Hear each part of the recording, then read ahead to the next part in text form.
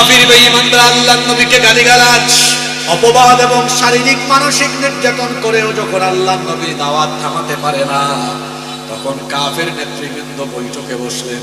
বৈঠকে বসে তারা পারস্পরিক আলোচনা করছে। তারা বলল, মুহাম্মদ, আমরা বলি সাল্লাল্লাহু, সে তার দাওয়াত চালিয়েই যাচ্ছে, আমাদের শত বিরোধিতার পরেও তার দাওয়াত তো আমরা থামাতে পারি না, কি করা যায়? তাদের মধ্যে কেউ কেউ পরামর্শ দিল, আচ্ছা সে তো ছোটকাল থেকে শৈশব যৌবন পেরিয়ে এখন আমাদের সামনে বলে তাকে নাকি আসমানি কিতাব দেওয়া হয়েছে, নবুয়ত দেওয়া হয়েছে। আসমানি কিতাবও আমরা বুঝি না, নবুয়ত কি এটাও আমরা বুঝি না, কিন্তু শুনেছি মদিনায় নাকি ইহুদিরা বাস করে, ইহুদিদের বংশে তো আল্লাহ অনেক নবী রাসূল এবং কিতাব দিয়েছেন, তাহলে ইহুদি পণ্ডিতরা এই সব ব্যাপারে ভালো বুদ্ধি বা পরামর্শ দিতে পারবে। এই জন্য কাফির নেতৃবৃন্দ বৈঠক করলেন, তাহলে আমাদের মধ্যে কিছু প্রতিনিধি ওই বুদ্ধিজীবীদের কাছে পাঠাও, যাতে কিছু বুদ্ধি নিয়ে আসেন। তখন কাফেররা তাদের দুইজন প্রতিনিধি ঠিক করলো। এক কাফিরের নাম হলো উকবা বিন আবি মুঈত, আরেক কাফেরের নাম হলো নাদার বিন হারিস। এই দুই কাফের তারা মদিনায় গিয়ে ইহুদি আলেমদেরকে বলল, তারা গিয়ে বলল, আমাদের এলাকায় আব্দুল্লাহর ছেলে মুহাম্মদ, আমরা বলি সাল্লাল্লাহু আলাইহি ওয়াসাল্লাম, সে আমাদের চোখের সামনে বড় হয়েছে, এখন হঠাৎ করে বলে তাকে নাকি নবুয়ত দেওয়া হয়েছে, রিসালত দেওয়া হয়েছে, কিতাব দেওয়া হয়েছে। নবুয়ত, রিসালত, কিতাব এই পরিভাষাগুলো আমরা বুঝি না, সে যে নবী এটা মানতেও তো পারি না, কারণ হলো আমাদের চোখের সামনে বড় হয়ে হঠাৎ করে বলে নবী হয়ে গিয়েছে, কেমনে মানবো? ইহুদি পণ্ডিতরা বলে, তো আমাদের কাছে কেন এসেছো? তখন এরা বলল, আমরা এসেছি আপনাদের থেকে বুদ্ধি নেওয়ার জন্য, সে সত্যিকার নবী নাকি নবী না এটা বোঝার জন্য কিছু বুদ্ধি দেন, যাতে টেস্ট করে বুঝে ফেলতে পারি। ইহুদি আলেমরা বলল, ঠিক আছে বুদ্ধি দিব, বুদ্ধি দেওয়ার আগে তার ব্যাপারে ইনফরমেশন দাও, তথ্য দাও, তিনি কেমন। তখন এই কাফির নেতারা বলল, কি আর বলবো, আসলে ব্যক্তি হিসাবে তিনি অসাধারণ, গোটা মক্কায় উনার মতো আর কোনো দ্বিতীয় মানুষ নাই। আল্লাহু আকবার। মুখের ভাষার কথা যদি বলি, মুচকি হেসে হেসে সুন্দর শব্দ চয়ন করে মার্জিত ভাষায় এত চমৎকার করে কথা বলেন। আর যদি উঠা বসা, চাল চলন, মুআমালাত, মুআশারাতের কথা বলি, আরবের মধ্যে উনার মতো দ্বিতীয় আর কেউ নাই। সুবহানাল্লাহ। সবকিছু শোনার পরে ইহুদি পণ্ডিতরা বলল, যেভাবে উনার ব্যাপারে বর্ণনা করলে শুনে তো মনে হচ্ছে এগুলো সাধারণ মানুষের চরিত্র নয়, এগুলো হলো পয়গাম্বরের চরিত্র। আল্লাহু আকবার। ইহুদি আলেমরা বলল, ঠিক আছে আমরা তিনটা প্রশ্ন শিখিয়ে দেই, এই তিনটা প্রশ্ন পৃথিবীর নবী রাসূল ছাড়া অন্য দ্বিতীয় কোনো ব্যক্তি পারবে না। যাও তিনটা প্রশ্ন গিয়ে করো, যদি উত্তর দিতে পারে বুঝবা সত্যি সে নবী, উত্তর না দিতে পারলে মনে করবা ভণ্ড নবী। তিনটা প্রশ্ন তারা শিখিয়ে দিল।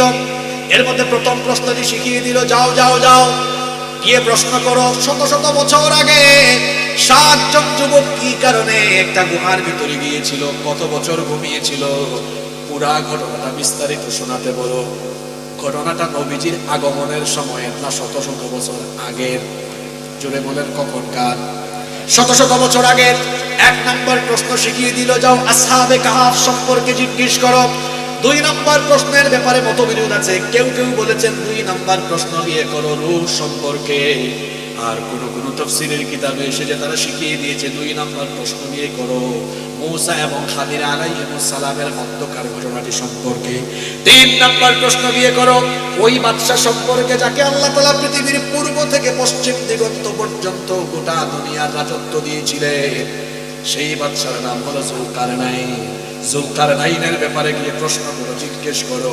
এই মোট প্রশ্ন তারা শিখিয়ে দিল কয়টা? আসতে বলবেন না, জুড়ে বলেন কয়টা? এই 2 কাফের নেতা তারা মক্কায় চলে আসলো।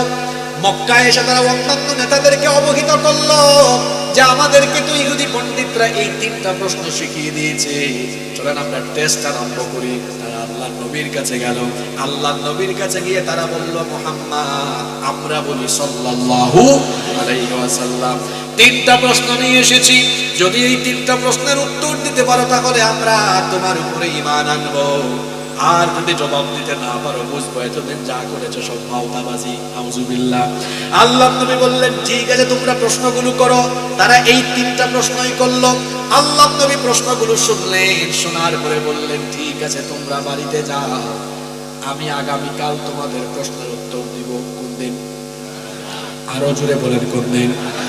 নবীজি ভেবেছিলেন, চিন্তা করেছিলেন হয়তো কাফিররা আমার কাছ থেকে চলে যাবে, চলে যাওয়ার পরেই জিবরিল আসবেন, ওহী নাজিল হবে, অথবা রাতের বেলা ওহী আসবে, পরের দিন তিনি জানিয়ে দিবেন, এটা মনে করেছিলেন। এজন্য বলেছিলেন যাও আগামীকাল আসিও। কাফির নেতারা পরের দিন আসলো, আল্লাহ নবী চুপচাপ। এক কাফির আরেকটার দিকে এমনি তাকায়, খাম হয়ে গেছে, কিটা হইছে, যেহেতু জবাব পাওয়া জান্নাতে খাম। একটা আরেকটার দিকে এমনি তাকায়, ঘটনা কি? জবাব তো নাই, প্রশ্নের উত্তর পাই না। রাসূল বললেন শোনো, আজকে তোমাদের প্রশ্নের উত্তর দিব না, চলে যাও, আগামীকাল উত্তর দিব, আগামীকাল আসিও। পরের দিন কয় নাম্বার দিন? আরো জোরে বলেন, কয় নাম্বার দিন? কাফিররা পরের দিন চলে আসলো। কাফিররা যখন পরের দিন আসলো, তখন আল্লাহ নবী চুপ, তিনি কোনো জবাব দিচ্ছেন না। এবার এক কাফের আরেক কাফিরের কানে কানে গিয়ে বলল, এতদিনের সব জিনিস ধরা খাচ্ছে, এখন আল্লাহ নবীর চিন্তা বেড়ে গেল, পেরেশানি বেড়ে গেল। নবীজি বললেন শোনো, তোমরা আবার আগামীকাল আসো। চতুর্থ দিন কাফেররা আসলো, নবীজি চুপচাপ। যত সময় যাচ্ছে কাফেরদের সমালোচনার পরিমাণ বাড়ছে, আর আমার নবীর পেরেশানি আর টেনশন তত বেড়ে যাচ্ছে।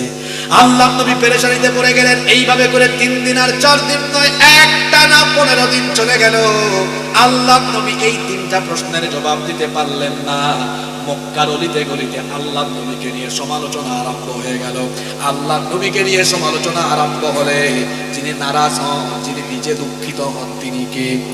এজন্য রব্বুল আলামিন তখন নবীর পেরেশানি দূর করার জন্য আর কাফের বেঈমানদের সেই সমালোচনার জবাব দেওয়ার জন্য এবার 15 দিন পরে আল্লাহ তাআলা তাদের 3টা প্রশ্নের জবাব দিয়ে পুরোপুরি একটা পূর্ণাঙ্গ সূরা সূরাতুল কাহফ নাজিল করে দিলেন। সুবহানাল্লাহ। তাহলে বলেন তো 3টা প্রশ্নের জবাব দিতে দেরি হইল কয় দিন? আরো জোরে হোক, কয় দিন? সবাই বলেন কয় দিন? 3টা প্রশ্নের জবাব 15 দিন পরে দেওয়া হলো। আর কেন 15 দিন পরে 3টা প্রশ্নের জবাব দিয়ে সূরা নাজিল করা হলো? মাঝখানে 15 দিন সময় কেন গেল? আল্লাহ কারণটাও এই সূরায় জানিয়ে দিলেন। আল্লাহ তাআলা বললেন, ওয়ালা তাকুলান্না লিশাইইন ইন্নী ফাইলুন যালিকা গাদান ইল্লা আন ইয়াশা আল্লাহ।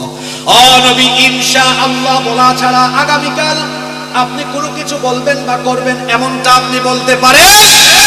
কারণ ইনশাআল্লাহ অর্থ হলো আল্লাহ যদি চান, আল্লাহ না চাইলে কিছুই হয়। তাহলে আল্লাহ নবী কি বলতে ভুলে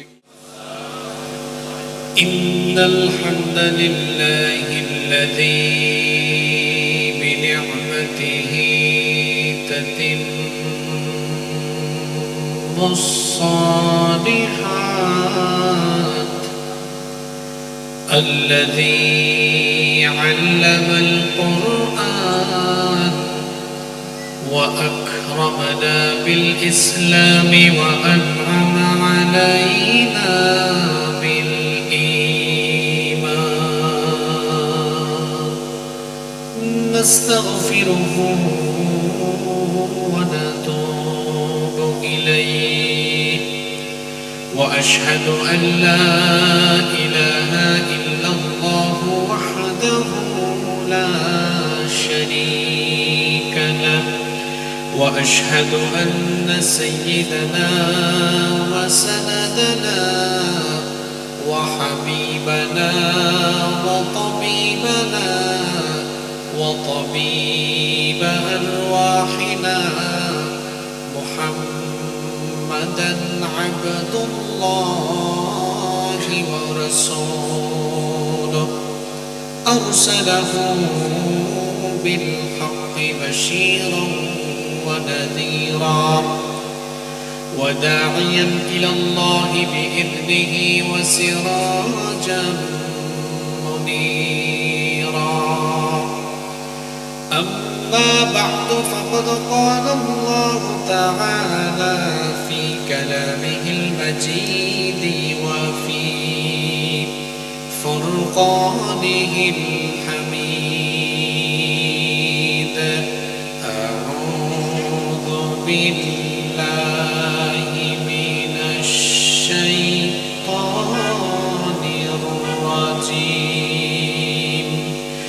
بسم الله الرحمن الرحيم أم حسبت أن أصحاب الكهف والرقيم كانوا من آياتنا عجبا إذ أوى الفتية إلى الكهف فقالوا ربنا آتنا من لدنك رحمة وهيئ لنا من أمرنا رشدا وقال تعالى في شان حبيبه إن الله وملائكته يصلون على النبي يا أيها الذين آمنوا صلوا عليه وسلموا تسليما اللهم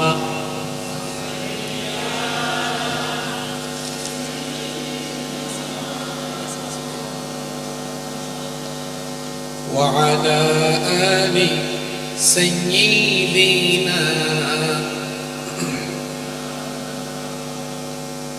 नहीं दो जहां में मिसाल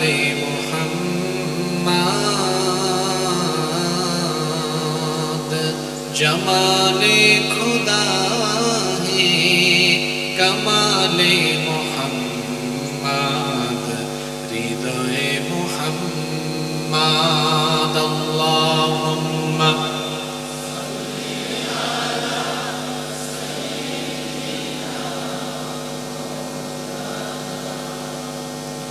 وعلى آل سيدنا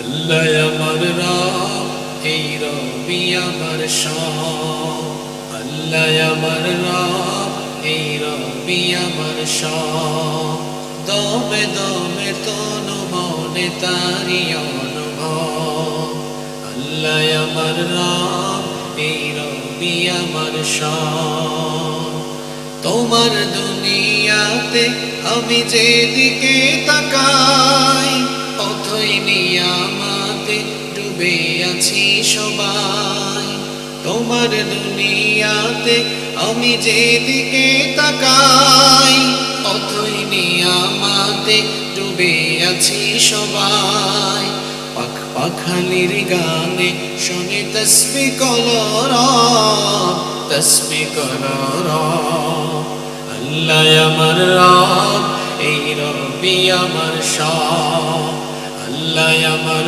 রব এই রবি আমার শাহ তোমার মদদ পেলে আমি আর না কিছু চাই তোমার প্রেমের অনল আমি কি দিয়ে নিভাই তোমার মদদ পেলে আমি আর না কিছু চাই তোমার প্রেমের অনল আমি কি দিয়ে নিভাই যার হয়েছ তুমি তার নেই যে পরাভব নেই যে পরাভব আল্লাহ আমার রব এই রবি আমার শাহ আল্লাহ আমার রব এই রবি আমার শাহ দমে দমে তনু মনে তারি অনুভব আল্লাহ আমার রব এই রবি আমার শাহ বাংলাদেশের আধ্যাত্মিক রাজধানী হযরত শাহজালাল শাহপরা রাহিমাহুমুল্লাহ এর স্মৃতি বিজড়িত ভূমি এবং চায়ের ভূমি নামে খ্যাত প্রাকৃতিক সৌন্দর্যের নৈসর্গিক লীলাভূমি সিলেট জেলার সদর উপজেলায় অবস্থিত পশ্চিম দর্শা এলাকাবাসীর উদ্যোগে আয়োজিত আজকের এই 23তম বার্ষিক তাফসীরুল কোরআন মাহফিলের সমাপনী অধিবেশনে মুহতারাম শ্রদ্ধাভাজন সভাপতি, বিশিষ্ট আলেমে দ্বীন, বিশিষ্ট শিক্ষাবিদ, ঐতিহ্যবাহী জামিয়া কোরআনিয়া সিলেটের সম্মানিত প্রতিষ্ঠাতা এবং পশ্চিম দর্শা কেন্দ্রীয় শাহী জামে মসজিদের সম্মানিত ইমাম ও খতিব হযরত মাওলানা সালমান আহমেদ আফতাবি, হাইয়াহুল্লাহ ওয়া আতালাল্লাহু উমরাহ ওয়া বারাকাল্লাহু ফি হায়াতিহি ওয়া জাআলাহুল্লাহু মিনাল ইবাদিল মুখলিসিন। আমরা সকলে বলি আমিন।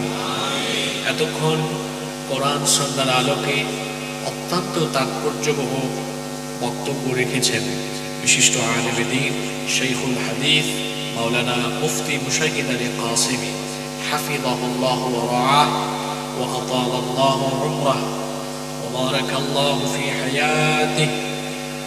এছাড়া আরো বক্তব্য রেখেছেন হাফিজ কারি মাওলানা শুআইব আহমদ আশরাফি, আতালাল্লাহু উমরাহ ওয়া জাআলাহু দাঈয়ান মাহিরান ওয়া বাহিরান লিখিদমাতিদ দ্বীন। বক্তব্য রেখেছেন মাওলানা আব্দুল মুমিন আনসারী, হাফিজাহুল্লাহ ওয়া রাআহ। আজকের মাহফিলে যত উলামায়ে কেরাম বক্তব্য রেখেছেন, আল্লাহ তাআলা সকলকে হায়াতান তাইয়্যিবা, সিহহাতান কুল্লিয়া দান করেন এবং আমাদের প্রত্যেককে আল্লাহ তাআলা ইলমে আমলে সমৃদ্ধি দান করেন। আমরা বলি আমিন। মাহফিলে উপস্থিত আকাশের তারকার সমতুল্য শ্রদ্ধাভাজন উলামায়ে কেরাম, মাহফিলে এসেছেন বিভিন্ন মসজিদের খুতাবা এবং আইম্মায়ে কেরাম, এসেছেন বিভিন্ন মাদ্রাসার আসাতিদায়ে কেরাম, স্কুল কলেজের সম্মানিত স্যারেরা, উপস্থিত এই এলাকার গণ্যমান্য এবং বিশিষ্ট ব্যক্তিবর্গ, আমার সামনে বসা পিতৃতুল্য সম্মানিত মুরব্বিয়ানে আযম, যুগে যুগে আল্লাহর জমিনে আল্লাহর দ্বীন প্রতিষ্ঠায় যারা অগ্রসেনানীর ভূমিকা পালন করেছেন, আমার কলিজার টুকরা প্রিয় যুবক, তরুণ এবং ছাত্র ভাইয়েরা, পর্দার আড়াল থেকে শ্রমণরতা সম্মানিতা মা এবং বোনেরা, উপস্থিত মিডিয়ার প্রিয় কর্মী এবং সাংবাদিক ভাইয়েরা, প্রশাসন এবং গোয়েন্দা সংস্থার সম্মানিত ভাইয়েরা, প্রিয় পশ্চিম দর্শা তথা আমার প্রিয় সম্মানিত সিলেটবাসী, আপনারা সবাই কেমন আছেন? আলহামদুলিল্লাহ। আমাদের সবাইকে সুস্থতার সাথে বাঁচিয়ে রেখে আজকের এই সুন্দর, বরকতময়, নান্দনিক এবং জান্নাতি এই আয়োজনে আমাদেরকে শামিল হওয়ার তৌফিক যিনি দান করেছেন, বলার আওয়াজ বড় করে সবাই বলেন তো তিনি কে? সেই মহান রবের জন্য হৃদয়ের সবটুকু ভালোবাসা, আবেগ, অনুভূতিকে উজাড় করে দিয়ে খুশি মনে প্রাণবন্ত আওয়াজে উচ্চ কণ্ঠে কালিমাতুশ শুকর আদায় করে আমরা সকলেই পড়ছি আলহামদুলিল্লাহ। অসংখ্য অগণিত দুরূদ এবং সালাম পেশ করছি সর্বকালের, সর্বযুগের সর্বশ্রেষ্ঠ মহামানব নবিয়ুনা ওয়া সাইয়্যিদুনা ওয়া কুদওয়াতুনা মুহাম্মাদুর রাসূলুল্লাহ। আমরা বলি সাল্লাল্লাহু আলাইহি ওয়াসাল্লামের প্রতি, যাকে আল্লাহ তাআলা আমাদের হেদায়েতের জন্য পাঠিয়েছেন। আল্লাহুম্মা সাল্লি আলাইহি আল্লাহুম্মা বারিক আলাইহি। সম্মানিত উপস্থিতি, আপনারা মনে করিয়েন না আমি মনে হয় দেরি করে এসেছি। আমি অনেক আগে এসেছি, কিন্তু এখানে শিডিউল জটিলতা আছে। আমাকে সিলেটে কেউ দাওয়াত করলে আমি আপনাদের সন্তান হিসাবে, যদি আপনাদের বক্তার পরিমাণ বেশি থাকে, আমাকে মাগরিব বা বাদেশা দিয়ে দিবেন। আমি এত রাতে আসলে কথা বলতে অভ্যস্ত নই, আমি পেশাদার কোনো বক্তাও নই। আমি শিক্ষক মানুষ, নিজে দিনের বেলা পড়াই, সুযোগ পেলে রাতে একটু কোথাও গিয়ে আলোচনা করি। এজন্য আপনারা সারা রাত ওয়াজ করেন, আমার কোনো অসুবিধা নেই, কিন্তু দয়া করে আপনাদের এই সন্তানকে আগে ভাগে দিবেন। গভীর রাতে আমি আসলে আলোচনা করতে অভ্যস্ত নই, আর অপ্রাসঙ্গিক কথা বলতেও আমি পছন্দ করি না। এজন্য আর একটা বাড়তি কথা আমি বলতে চাই না। এখানে আমাকে মাহফিল কমিটি থেকে একটি বিষয় সিলেক্ট করে দেওয়া হয়েছে। আমি এক্ষুনি নির্ধারিত বিষয়ের উপরে আমি আমার আলোচনা শুরু করব ইনশাআল্লাহ। আল্লাহ তাআলা আমাদেরকে হেদায়েতের নিয়তে প্রতিটি কথা বলার এবং শোনার তৌফিক দান করেন। আমরা বলি আমিন। সম্মানিত উপস্থিতি, আমার প্রিয় সিলেটবাসী, আমাকে এই মাহফিল কমিটি একটি সুন্দর বিষয় নির্ধারণ করে দিয়েছেন, সেটি হচ্ছে সূরাতুল আল কাহাফ থেকে আমাকে কথা বলার জন্য বলা হয়েছে। সূরার নাম হচ্ছে সূরাতুল আল কাহাফ। সবাই আমার সাথে একবার বলেন তো সূরাটার নাম কি? সূরা কাহাফ। কাহাফ শব্দটা বাংলা না আরবি? কাহাফ এটা আরবি শব্দ, ইটস অ্যান অ্যারাবিক ওয়ার্ড। মা মানাল কাহাফ? কাহাফ শব্দের অর্থ কি? কাহাফ শব্দের অর্থ হচ্ছে গুহা। আবার গুহা শব্দের আরো একটা আরবি প্রতিশব্দ আছে, সেটা হচ্ছে গার। আপনারা জানেন এই কোরআন একটা গুহায় নাজিল হয়েছে, সেই গুহার নাম হলো গারে হেরা, হেরা গুহা। তাহলে দেখেন, গার অর্থ গুহা, কাহাফ অর্থ গুহা। পার্থক্যটা কি? পার্থক্য হচ্ছে ছোট গুহাকে আরবিতে বলা হয় গার, আর বড় গুহাকে আরবিতে বলা হয় কাহাফ। তাহলে কাহাফ মানে ছোট গুহা না বড় গুহা? বড় গুহা। এই সূরার নাম কাহাফ বা গুহার নামে এই সূরা কেন? কারণ এই সূরায় গুহা রিলেটেড একটা চমৎকার আশ্চর্যজনক ঘটনা আছে।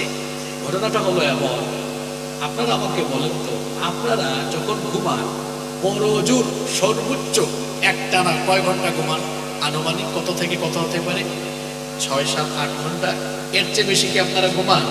আচ্ছা ধরে নিলাম খুব ক্লান্ত জার্নি করে এসেছেন, আমি ধরলাম 11-12 ঘন্টা। এত বেশি তো কেউ ঘুমায় না, এভারেজ 6-7 ঘন্টা মানুষ ঘুমায়, তাই না?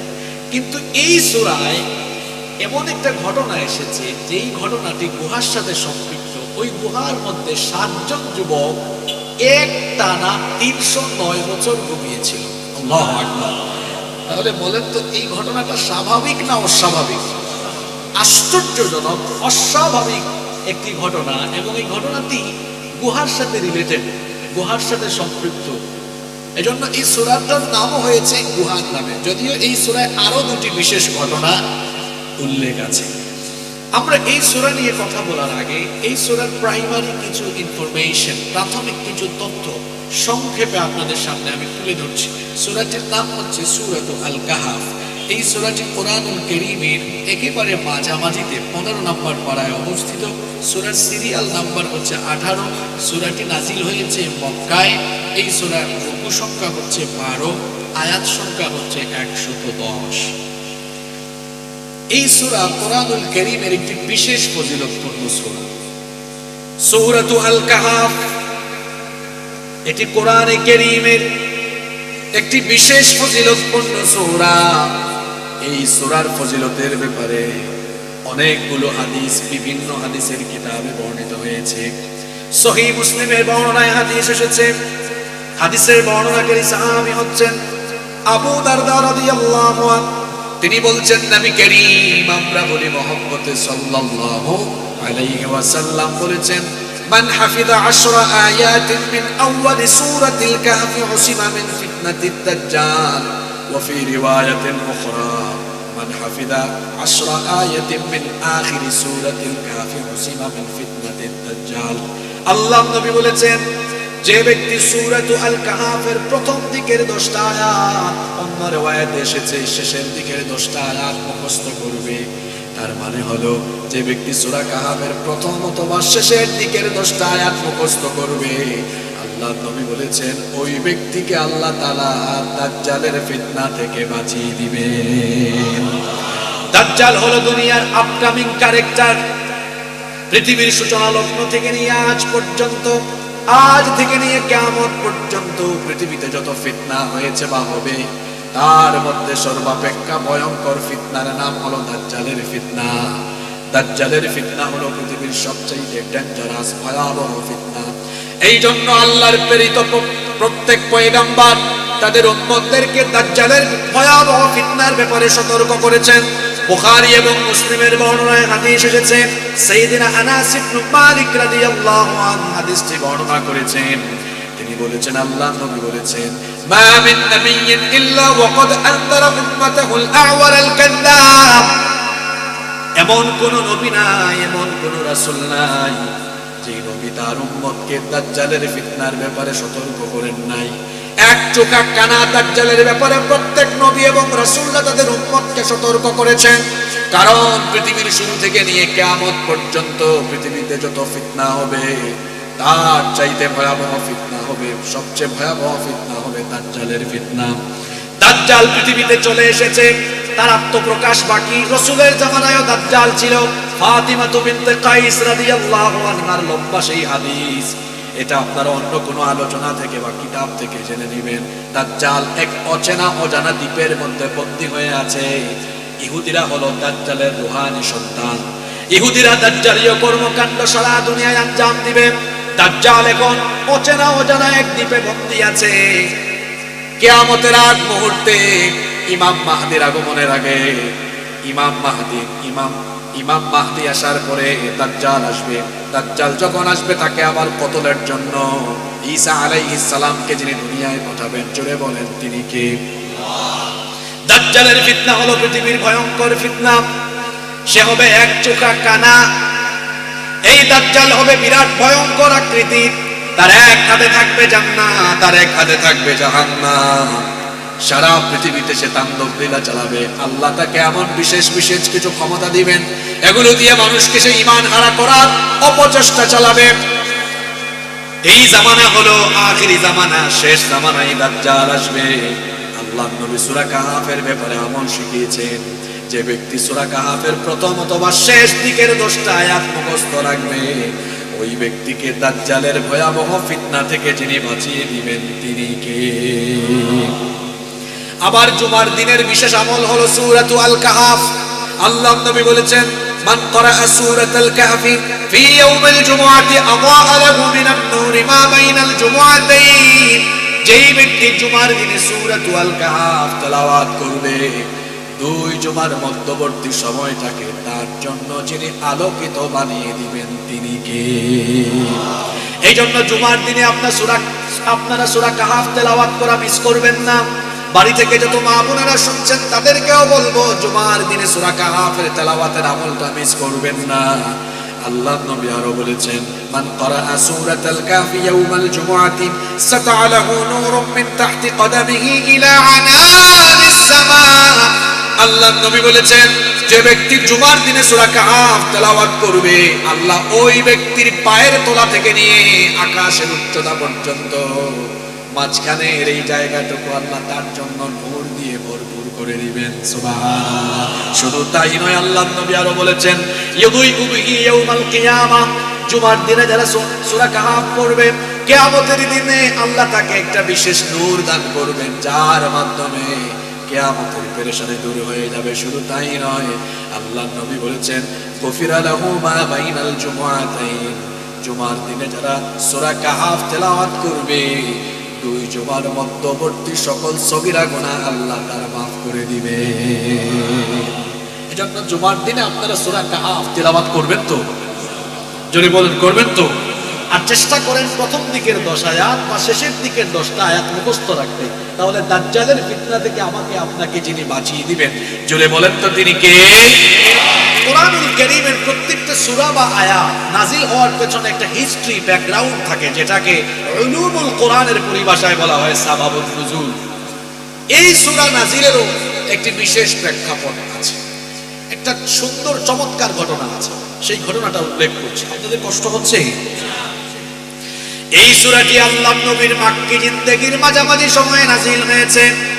পরিস্থিতি তখন এমন, কাফির মুশরিকের দল, কাফির মুশরিক নেতৃবৃন্দ আমার নবীকে তখন নানা ধরনের গালিগালাজ, অপবাদ এবং নানাবিধ শারীরিক মানসিক কষ্ট দেওয়া আরম্ভ করেছে। আল্লাহ নবীর কাছে কোরআন নাজিলের সূচনা হয়েছে 40 বছর বয়সে। কোরআন নাজিলের আগ পর্যন্ত নবীজির ব্যাপারে কাফেরদের ধারণা ছিল একরকম, কোরআন নাজিলের পরে পরিবেশ হয়ে গিয়েছে অন্যরকম। কোরআন নাজিলের আগ পর্যন্ত কাফিররা বলতো, আরবের মধ্যে যদি সেরা এবং শ্রেষ্ঠ কেউ থাকে তারা বলতো মুহাম্মদ, আমরা বলি সাল্লাল্লাহু আলাইহি ওয়াসাল্লাম। কোরআন নাজিলের আগ পর্যন্ত তাদের দেখায়, তাদের চোখে আল্লাহ নবী ছিলেন সবচাইতে সেরা এবং শ্রেষ্ঠ মানুষ। যখন 40 বছর বয়সে কোরআন নাজিল হওয়া আরম্ভ হয়ে গেল, প্রথম 3 বছর আল্লাহ নবী গোপনে গোপনে দাওয়াত দিলেন। অতঃপর 3 বছর পরে তিনি যখন প্রকাশ্যে দাওয়াত দেওয়া আরম্ভ করলেন। এই 43 পর্যন্ত যিনি তাদের চোখের মণি ছিলেন, প্রকাশ্য দাওয়াত দেওয়ার পরে এবার সেই নবী তাদের চোখে এবার দেখা গেল এমন ভাবে তাদের চোখে দুশ্মন হয়ে গেলেন। তারা আবার তাকে গালিগালাজ করে নানাবিধ অপবাদ রটায়, মিথ্যা বদনাম কুৎসা রটায়, এমনকি মানসিক নির্যাতন, শারীরিক নির্যাতন পর্যন্ত আরম্ভ করে দিল। অপরাধটা কি? অপরাধটা হলো আল্লাহর নবী আল্লাহর কোরআনের প্রচার প্রসার আরম্ভ করেছেন। 1500 বছর আগে যখন কোরআন নাজিল হয়েছিল, কোরআন নাজিলের যুগে যিনি যার উপর কোরআন নাজিল হয়েছে তাকে গালিগালাজ করা হয়েছে। কোরআনে কারিমে এই গালিগুলো এসেছে। তারা বলতো ওয়াকালু ইয়া আইয়ুহাল্লাযী নুজিলা আলাইহিদ যিকরু ইন্নাকা লামাজনুন। তারা নবীজিকে পাগল বলেছে, শাহির বলেছে, কাহিন গণক বলেছে, সাহির জাদুকর বলেছে, কাদ্দাব মিথ্যাবাদী বলেছে। ও আমার বাবারা, ভাইয়েরা, সিলেটের মানুষ শোনেন, কোরআন নাজিলের যুগেই কোরআনওয়ালারা গালি যেমন শুনেছে, 1500 বছর আগে আপনারা দেখবেন এখনো কোরআনওয়ালারা কোরআন বিরোধীদের থেকে মাঝে মাঝে গালি শুনে কি শুনে না? কোরআন বিরোধীরা তাদের বাপদাদার খাসলত ধরে রেখেছে। গালির জায়গায় আছে, শুধু মডেল আর ভার্সনটা একটু আপডেট হয়েছে। আপনারা দেখবা, আমি কিন্তু সিলেট আইলে মাঝে মাঝে তুরা সিলেটি মাত্র বেজার হয়ে যাবানি, তুরা খোয়া লাগে, নাহলে মজা লাগে না। আইফোন প্রতি বছর অক্টোবরও দেখবা তার নিউ ভার্সন আনে, 13, 14, 15, 16 কত চলে, 17 না 18। যুবক ভাই এখন মাতুকা হতো, মডেলের নাম ফালতে, কিন্তু আইফোনের নাম ফালতে যায়নি। একটু জোরে হোক ফালতে যায়নি, আইফোনও আছে, খালি মডেলটা ফালতে। যেই যুগ কোরআন নাজিল হয়েছে, কোরআন বিরোধী হলে কোরআনওয়ালা হলে গাইলাইতা 1500 বছর বাদে কোরআন বিরোধী হলে তার বাপদাদার হাসত দুই রাখছেন। মানে গালি জায়গা আছে, খালি ভার্সনটা বদলি গেছে, মডেল বদলি গেছে, কিলা বদলিছে। এই সময় গাইল আছে পাগল, জাদুকর, কবি, গণক, মিথ্যাবাদী। আর অঙ্কু এই গাই লিখছেন 1.5 বছরে আপডেট উইতে অঙ্কু গাই লিখছেন মৌলবাদী, ধর্ম ব্যবসায়ী, স্বাধীনতা বিরোধী, জঙ্গিবাদী, রাজাকার। তার মানে বোঝা গেছে গাইলের জায়গা তুলেছে, খালি মডেলটা বদলে গেছে। ঠিক না বেঠে? আমরা দেখো ধর্ম ব্যবসায়ী হুজুর হলদের সাথেই ওনারে বাড়ি হলবাদে আমও যাইব, সালাও যাইব। আচ্ছা, খুব কাছে ওই যে আমার আগে মুফতি মুশাহিদ আলী কাসেমি হুজুরে বয়ান করে গেল। এর আগে আমার ভাই সোহাইব আহমদ আশরাফি বয়ান করলা, এর আগে আব্দুল মুমিন আনসারী ভাই বয়ান করলা, আরো যত আলেম ওলামা হলে বয়ান করছো। তারা যদি আপনারা পকেটের ভিতরে 1 কোটি টাকা হারাইয়া দিয়ে, আর যদি আন্না হুজুর এমপি বানাইলে মনে আপনি খালি ও জুব্বাওটা করলে, অত হুজুর করলে শার্ট প্যান্ট পিনতে হাঁটবা, ইটা হুজুর বাদ দেবো। আপনার দেশে কিছু হুক্কুর হুজুর আছেন, তারা মানবনে হুকা যায়, অসম্ভব। কিন্তু আমরা যারা ধর্ম ব্যবসায়ী হয়, তারা যদি হয় ভাই সাহেব, এখন মৌসুম কিন্তু বুট হবে, বুট সাইডটা বলন ফাইলিবা। এখন ইলেকশনের টাইমে শার্ট প্যান্ট খুললে একটু সাদা পায়জামা হান্ডায় কিন্তু দল মত বুল্লা গিয়া জোরে হোকা চাই ফিনবো কিনা, জোরে হোকা ভাই সাহেব, বুট কিছু বাড়ি যাব, নমাজ খান সারবা না। এমন নমাজিও নমাজির সময় 7 অক্ত 8 অক্ত হয়ে যায়, অত অক্ত হয়ে কিনা আইসলা দর্শা গাঁত, পশ্চিম দর্শা গাঁত ক্যানভাস এসার আজান হয়ে গেছে, গাঁও গ্রামে একটু আফগান আজান মাইসরে দেখাইছ। এই সময় তো তকি, ইলেকশনের টাইমে তকি এমন কিন্তু রাত ঘুমাইবার সময় তকি গুলো চলে ইনো পশ্চিম দর্শা গাঁত পাইছে, নমাজের টাইম হয়ে গেছে, এসার নমাজ পড়ে দিচ্ছেন। আপনারা দেখবা আবার শহর অঞ্চল বা আপনার বিভিন্ন উপজেলা পৌরসভার কেন্দ্রীয় মসজিদ নমাজ পড়া দেরি তো 15-20 মিনিট, আধা ঘন্টা না কেটা। এখন এই গাঁও থাকি বাড়িয়া খালি হাওয়ায় আমার কেন্দ্রীয় মসজিদ ইনো এবার আজান হয়েছে, সাঙ্গ বাঙ্গলের হইরা লিডা দিন কেউ আজান হয়েছে, বেশি মাতিস না, যারা রজু আছে হামাই যাও, যেগুলো তো রজু নাই সকাল রজু করিয়া লিডার একটু আগে নমাজ পড়া, চুপ থাকবে, ইলেকশনের টাইম যতবার সুযোগ থাকবে ততবার নমাজ পড়বে। আপনারা আশাইবার লাগে হইরাম না, যারা আলিম উলামা হলরে গাইলাই হক্কা জানি তার হাইসপতর মাঝে ইটা আছে নি, জুড়ে হক্কা আছে নি। তারা বুট আইলে শাহজালালের মাজার আইবা, হিজাব বানবা, ফট্টি বানবা, পাঞ্জাবি লাগাইবা, টকি লাগাইবা। আর আলেম উলামা হল তো সারা বছরও জুব্বা টকি ফিরবা, তার মধ্যেও তারা হয়ে গেল ধর্ম ব্যবসায়ী। ও ভাই হল হলো, যারা ভূত আইলে লেবাস পাল্টায়, সুরত পাল্টায়, জবান পাল্টায়, এরা হইল আসল ধর্ম ব্যবসায়ী। এলাই কইছি হুজুর এখন লগে লাগ আন্দাজি লাগবে না, আমও যাইব সালাও। এর লাগে আমি প্রায় জায়গা ই দেশে হুজুরে খাবাইয়া কেউ জিয়ারো হইতে পারে না। হুজুরে খাবাইয়া তারা জিয়ারো হইতা যাইবা, এই দেশের জনগণে উষ্ঠা মারি জিয়ার থেকে। আমি মাঝে মাঝে তোরা খাসা মাত মাতিলাই, আপনারা রাগ করেন না জানো। কথা ইকছেন বাস্তব না অবাস্তব? এই জমিন আপনাকে চিনতে হবে। আমরা ফেসবুকে মাঝে মাঝে দেখি, আমি তো আমার পরিবার সহ চট্টগ্রামে থাকি, কিন্তু আমার সিলেটের খবর আমি রাখি। যারা ভোট আর ক্ষমতায় আসায় মাঝে মাঝে আপনারা বিভিন্ন এলাকায় আলেমরা আমাদের বদনাম করেন, এই সিলেটও এগুলো শুরু করেছেন। বন্ধ করেন, এটা শাহজালাল রহমতুল্লাহ আলাইহির ভূমি। এই ভূমিতে এসেছেন বাবা হযরত শাহজালাল রহমতুল্লাহ আলাইহি। এখানে উলামাদের কদম না করলে কেউ এখানে সম্মান পাবে না।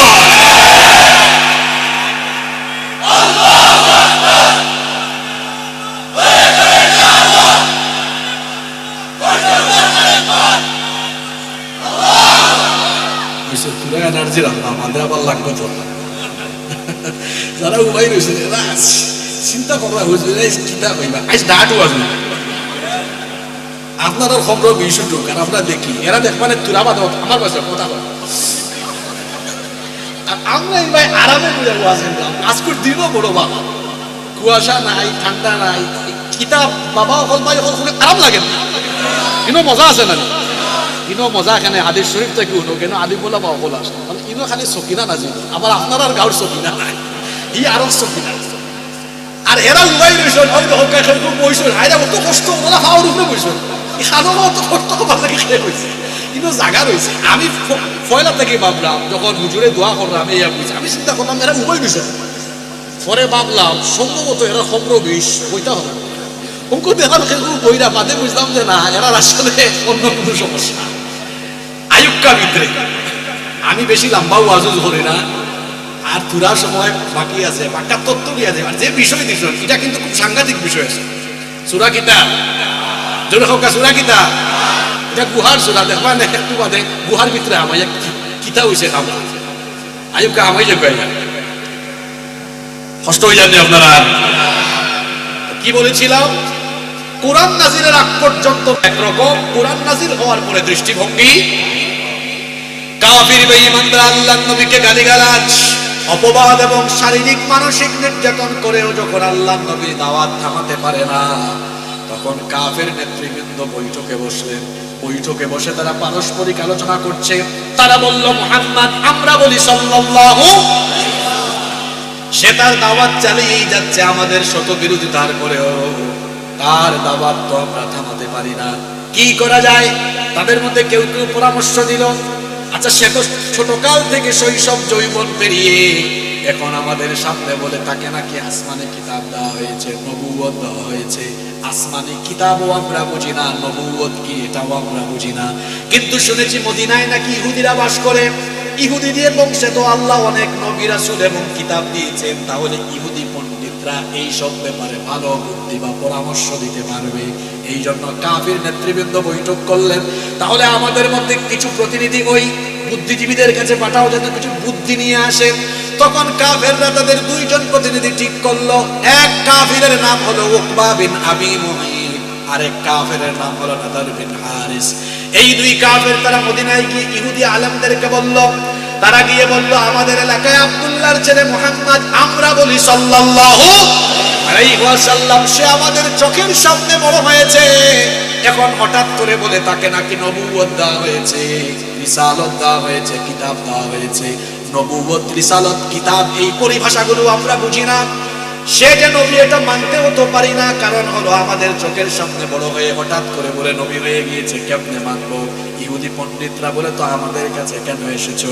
তখন এরা বলল, আমরা এসেছি আপনাদের থেকে বুদ্ধি নেওয়ার জন্য, সে সত্যিকার নবী নাকি নবী না এটা বোঝার জন্য কিছু বুদ্ধি দেন, যাতে টেস্ট করে বুঝে ফেলতে পারি।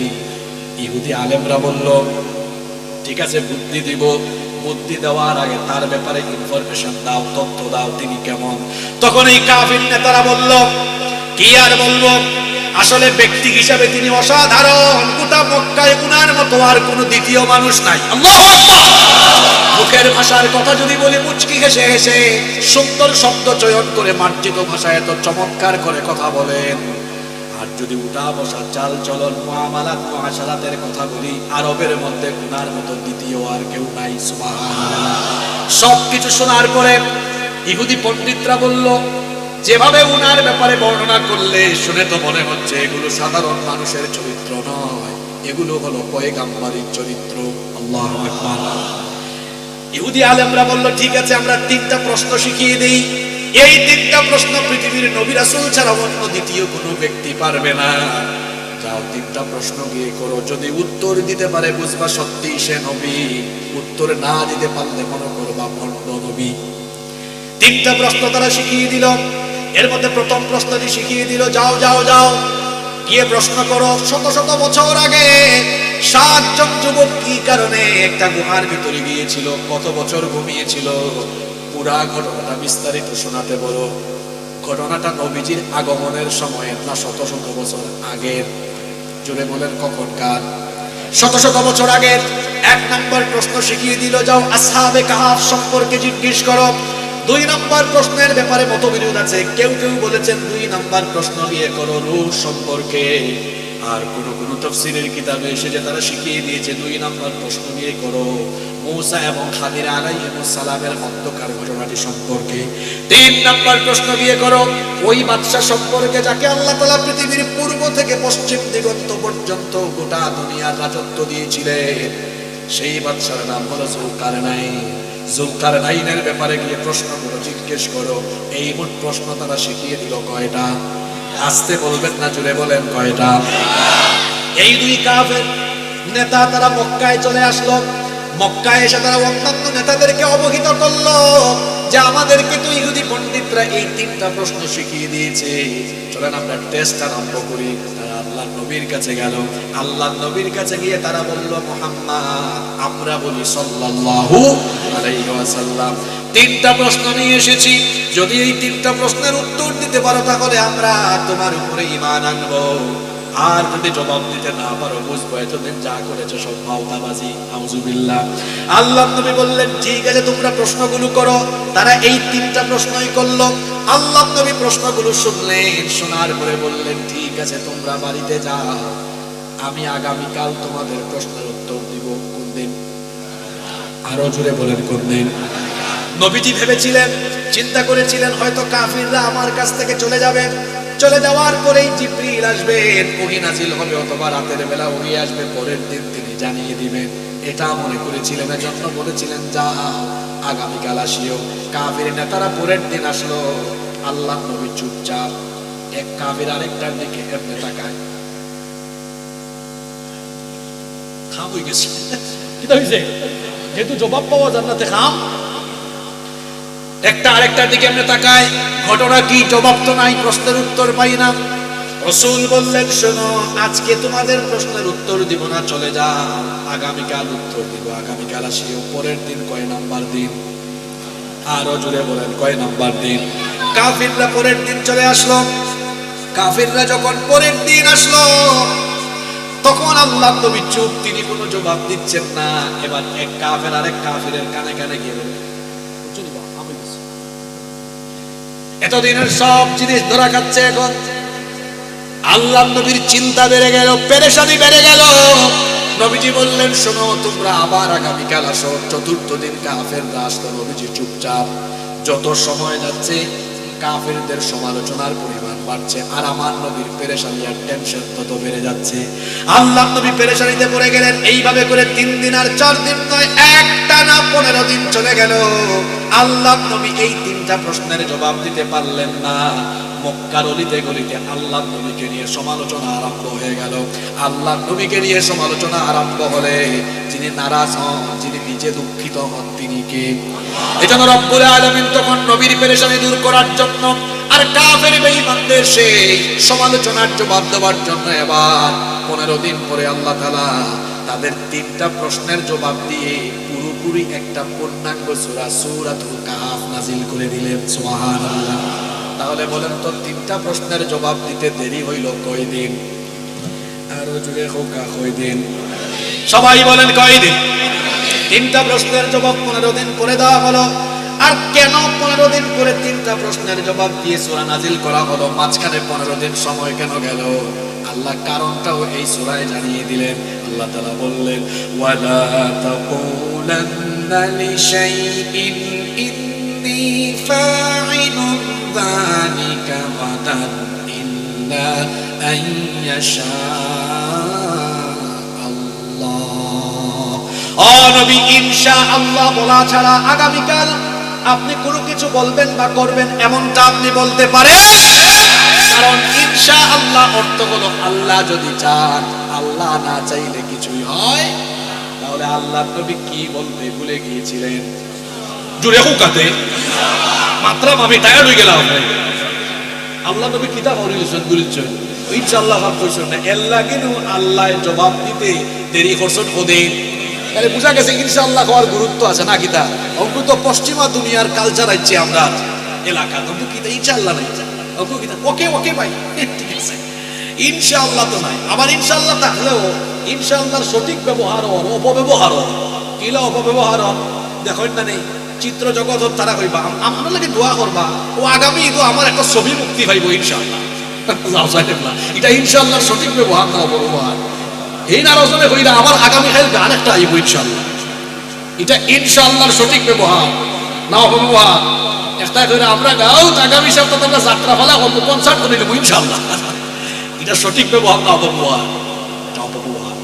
তাহলে শুনেন, ইনশাআল্লাহ না বলার কারণে এই তিনটা প্রশ্নের জবাব দিয়ে সূরা নাজিল করতে আল্লাহ কতদিন দেরি করেছেন?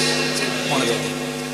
এরপরে এই তিনটা প্রশ্নেরই জবাব দিয়ে আল্লাহ তাআলা পুরো এই সূরাটা নাজিল করেছেন, এবং এই সূরার ভেতরে তিনটা প্রশ্নের বিস্তারিত জবাব আছে। সুবহানাল্লাহ পড়েন।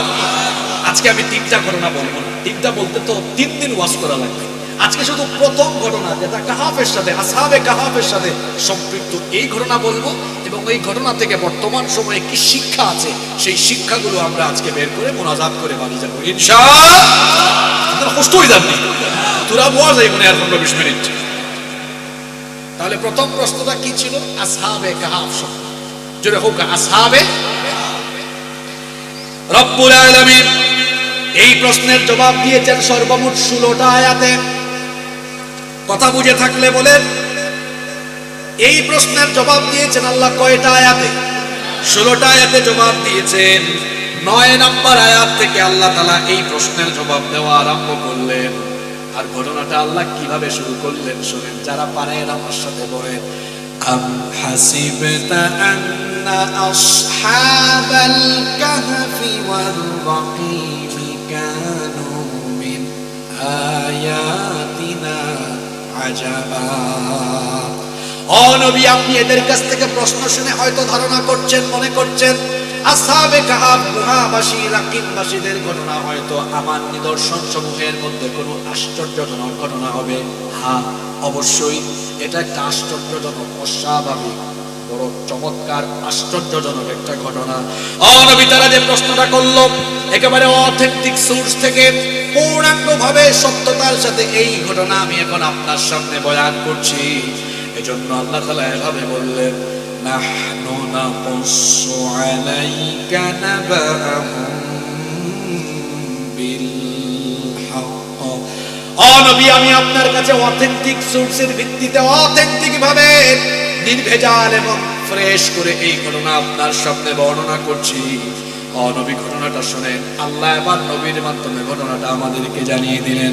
রব্বুল আলামিন বললেন, ইন্নাহুম ফিতয়াতুন আমানু বিরাব্বিহিম ওয়া জিদনাহুম হুদা। আল্লাহ বলছেন, ও নবী, যে ঘটনাটা তারা আপনার কাছে জানতে চেয়েছে, ইন্নাহুম ফিতয়াতুন, নিশ্চয়ই তারা ছিল কয়েকজন যুবক। জুড়ে বলেন, তারা ছিল কয়েকজন যুবক। এটা হচ্ছে কয়েকজন যুবকের ঘটনা। আর এই যুবকদের ব্যাপারে আল্লাহ বলছেন, এরা ছিল এমন যুবক, আমানু বিরাব্বিহিম, তারা তাদের রবের উপর ঈমান এনেছিল। আর তাদের ঈমান আনার ধরন, ঈমান আনার সিস্টেম, ঈমান আনার মেথড এত চমৎকার ছিল, যার কারণে আল্লাহ খুশি হয়ে ওয়াজিদনাহুম হুদা, আল্লাহ তাদের হেদায়াত অর্থাৎ তাদের ঈমান আরো আল্লাহ বাড়িয়ে দিয়েছেন। ঘটনাটা ছিল আল্লাহ নবী দুনিয়াতে আগমনের কমসে কম 400 বা 450 বছর আগের ঘটনা।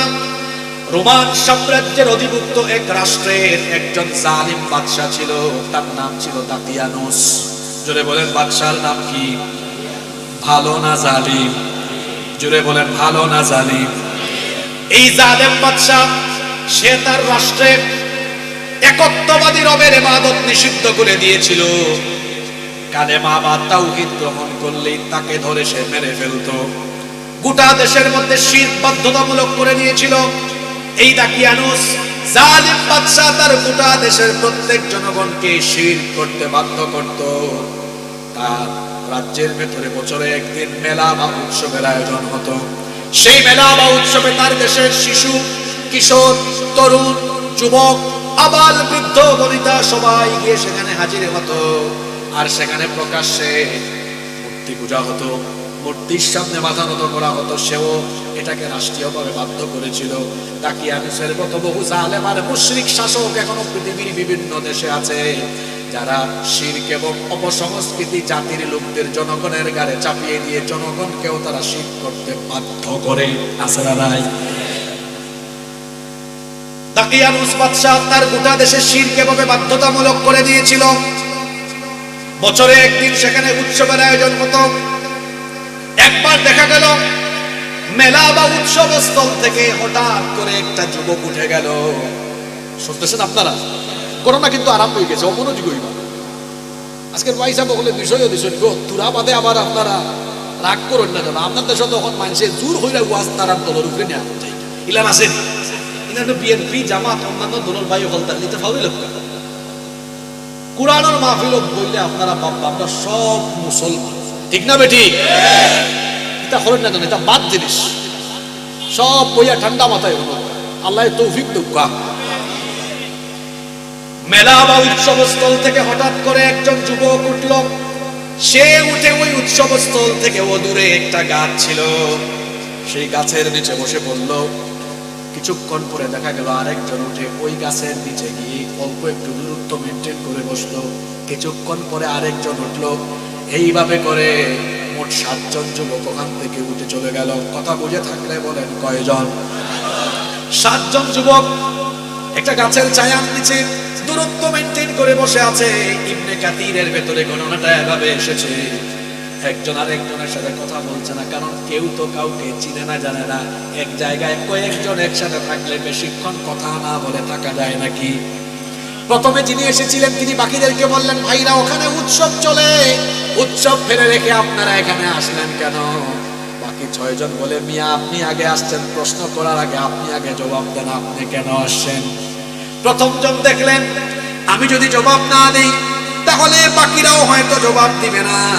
এই জন্য প্রথম জন তখন বললেন, দেখুন আমি এখান থেকে চলে এসেছি, আমার বিবেক আমাকে বাধা দিয়েছে। কারণ এখানে যারা আছে তারা নিজেরা নিজের হাতে মূর্তি বানিয়ে সেই মূর্তির পূজা করে, অথচ মূর্তির খালিক হলো তারা। খালিক হয়ে তারা মাখলুকের পূজা করে। আমার বিবেক আমাকে বাধা দিয়েছে, আমার মনে হয়েছে এটা আমার রবের সাথে শিরক। আমি আমার রবের উপর ঈমান এনেছি, আমার রব একজন। বাকি 6 জন এক বাক্যে তখন বলে, ভাই আমরাও তো আপনার মতো একত্ববাদী মানুষ। সুবহানাল্লাহ। 7 জন ছিল একরকম, অথচ আগের কোনো পারিবারিক সম্পর্ক, রক্ত সম্পর্ক নাই, কিন্তু দেখা গেল 7 জনের ভেতরে ঈমানি একটা সম্পর্ক আছে না নাই? আসতে বলবেন না, জোরে বলেন আছে না নাই? এই 7 জনের জবান থেকে কেমন কথা বের হয়েছিল আল্লাহ উঠিয়ে দিয়েছেন।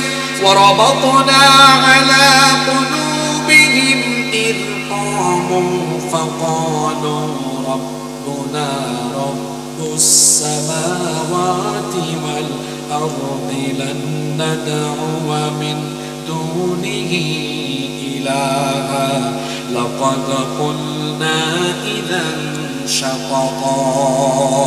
আল্লাহ বলছেন, আর আমি তাদের অন্তরের মধ্যে ঈমানকে বদ্ধমূল করে দিয়েছিলাম। তারা বলেছিল এই মূর্তিগুলো আমাদের রব নয়, রব্বুনা রব্বুস সামাওয়াতি ওয়াল আরদ, আসমান সমূহ আর জমিনের রব যিনি, আমাদের রব হলেন তিনি। এরা এই মূর্খরা সেই রবকে বাদ দিয়ে যাদেরকে মূর্তি হিসাবে গ্রহণ করেছে, আমরাও যদি এদেরকে রব হিসাবে গ্রহণ করে নিই তাহলে আমরা গর্হিত কাজ করে ফেলবো। তারা আরো বলেছিল, আল্লাহ তাদের কথা কোরআনে উঠিয়ে দিয়েছেন, তারা বলেছিল হাউলাই কওমুন ইত্তাখাযু মিন দুনিহি আলিহা লাউলা ইয়াতুনা আলাইহিম বিসুলতানিন বাইয়িন ফামান আযলামু মিম্মান ইফতারা আলাল্লাহি কাযিবা। তারা বলেছিল আমাদের এই সম্প্রদায়, তারা আল্লাহকে বাদ দিয়ে যাদেরকে ইলাহ হিসাবে গ্রহণ করেছে, তারা যদি পারে তাহলে তারা সুস্পষ্ট দলিল প্রমাণ নিয়ে আসুক, যদি না পারে তারা যেন জেনে রাখে ফামান আযলামু মিম্মান ইফতারা আলাল্লাহি কাযিবা। তারা বলেছিল যারা আল্লাহর ব্যাপারে অবান্তর কথা বলে তারা হলো মিথ্যাবাদী, তারা আল্লাহর নামে মিথ্যা রটায়। এই সাতজন যে উৎসবস্থল থেকে উঠে পারস্পরিক কথা বলতেছে, বলেন তো প্রত্যেক রাষ্ট্রের গোয়েন্দা বাহিনী আছে না নাই? আর যারা শাসক হিসেবে জালেম, এদের গোয়েন্দাও থাকে আরো বেশি, কারণ এদের মনের মধ্যে ভয় থাকে বেশি, কারণ জনগণের জন্য তো তারা কাজ করে না। জালিমের ভূমিকায়, স্বৈরাচারের ভূমিকায় থাকলে তখন দেখা যায় তারা জনগণের উপর ডিপেন্ড করে না, তারা বিভিন্ন বাহিনীর উপর ডিপেন্ড করে, ঠিক না বেঠি? বাদশা দাকিয়ানুসের গোয়েন্দা বাহিনী খবর পেয়ে গেল, 7 জনকে গ্রেফতার করে জালিম বাদশা দাকিয়ানুসের সামনে নিয়ে আসলো। দাকিয়ানুস ওই যুবকদেরকে বলল, এত বড় সাহস তোমাদের, আমার এই রাষ্ট্রের ভেতরে তোমরা একত্ববাদী রবের ইবাদত করো, যা শুনছি এটা কি সত্য নাকি মিথ্যা? যুবকরা হলো, আমি বলি তুফানের মতো, বৈশাখ জ্যৈষ্ঠ মাসে যে তুফান হয়, তুফান যেমন ডালপালা উড়িয়ে নিয়ে চলে যায়, যুবকরা যদি জেগে উঠে তাহলে মিথ্যা আর কুসংস্কারের দেয়ালকে চূর্ণ বিচূর্ণ বানায়। নাকি আমি সে হয়ে কিনা বাজে জিতে হাসানি এই 7 যুবকে একলগে উঠতে করে হয়, যা হচ্ছ সারা আছে। আল্লাহু আকবার। খুদা যুবক ভাই যখন জালিম বাদশার সামনে, জালিম হওয়ার সামনে উঁচা গলায় সত্য কথা হইতে পারে, এটা একটা জিহাদ। যুবকরা এমনই যুগে যুগে সাহসী ভূমিকা রেখেছে। আপনি দেখেন না, এই বাংলাদেশে এখন আপনারা মাহফিল করেন, পারমিশন লাগে না, এখন আর আগের মতো গ্যাঞ্জাম হয় না। এই পরিবেশ এখন তো অনেকে আছে, জুলাইয়ে যে ছাত্ররা আন্দোলন করেছে তাদেরকে নিয়ে আজে বাজে কথা বলে, অথচ এই নেতারা জুলাইয়ের আগে কাঁথা গায়ে দিয়ে বিভিন্ন জায়গায় ঘুমাইতো। এই নতুন বাংলাদেশ এনে দিয়েছে এই তরুণার যুবকেরা, ঠিক না বেঠে? যুবকরা হলো উত্তাল জোয়ারের মতো, যুবকরা হলো তুফানের মতো, তারা টর্নেডোর মতো, তারা নদীর স্রোতের মতো, স্রোত যেমন তার সামনে যা আসে তা ভাসিয়ে নিয়ে যায়, ঠিক তেমনি যুবকদের গণজোয়ার আরম্ভ হলে জালিমের জুলুমের মস্তক চূর্ণ বিচূর্ণ হয়ে যায়। দাকিয়ানুস জিজ্ঞেস করছেন, যা শুনছে সেটা কি সত্য? হ্যাঁ সত্য। নেতারা দেখবেন বুড়া মানুষের চেয়ে যুবকদেরকে বেশি টার্গেট করে, কারণ যুবকরা যৌবনের তারুণ্য নিয়ে এগিয়ে গেলে নেতারও শক্তি বাড়ে। এই জন্য যুবকদের ব্যাপারে তো তড়িৎ সিদ্ধান্ত নেওয়া যায় না। দাকিয়ানুস বললেন, তোমরা যুবক মানুষ, হয়তো আবেগে সিদ্ধান্ত নিয়েছো, 3 দিন সময় দিলাম, 3 দিনের ভেতরে যদি তাওহীদ থেকে ফিরে না আসো, খবর আছে মৃত্যুদণ্ড নিশ্চিত করা হবে। এই 7 জন যুবক কিচ্ছু বললো না, চুপচাপ চলে আসলো। আপনারা কষ্ট হয়ে যাননি? তারা এখান থেকে বের হয়ে বলতেছে, ভাই দেখছো কারবা, এখন যদি জালিম বাদশার কথা মানে ঈমান যাবে, আর না মানলে জীবন যাবে। বিপদ আছে না নাই? দেখো কাজেন, মানলে ঈমান যাইব কি, আর না মানলে কিটা যাইব কি? তারা সিদ্ধান্ত নিলেন ঈমানও দিব না, আবার জীবনও দিব না, কারণ আমরা মাত্র 7 জন, গোটা রাষ্ট্রের মানুষ এখনো বেঈমান। এই জন্য এমন কোন পন্থা অবলম্বন করতে হবে যাতে আমাদের কর্মকাণ্ড গোটা জাতির উপরে প্রভাব ফেলতে পারে। তারা পরামর্শ করে সিদ্ধান্ত নিলেন তারা হিজরত করবেন, তারা তাদের দেশ থেকে চলে যাবেন, হিজরত করবেন। কোথায় যাবেন তারা কোনো সিদ্ধান্ত নিতে পারছেন না। অবশেষে তারা এই 7 জন অজানা অচেনা গন্তব্যের উদ্দেশ্যে তারা রওনা করলেন। প্রতিমধ্যে একটা কুকুর তাদের পিছু নিয়ে নিল। জোরে বলেন, কি পিছু নিল? এই কুকুরকে তারা তাড়ায়, যা, কিন্তু কুকুর আরো আসে। সব শেষে তারা বললেন, ঠিক আছে, কুকুরটাও আমাদের সাথে নিয়ে নেই। তারা হলেন 7 জন, সাথে আরেকটা কুকুর। পথ চলতে লাগলেন। দিনের আলো উদ্ভাসিত হয়ে যাবে এমন সময় সারা রাত ধরে হাঁটছেন। সকালবেলা তারা একটা পর্বতমালার কাছ দিয়ে যাচ্ছেন। হাঁটতে হাঁটতে ক্লান্ত হয়ে গিয়েছেন। এখন তাদের মধ্যে একজন বললেন, চলো আমরা এই পর্বতমালার ভেতরে একটা গুহা আছে, গুহার ভেতরে গিয়ে আশ্রয় নেই।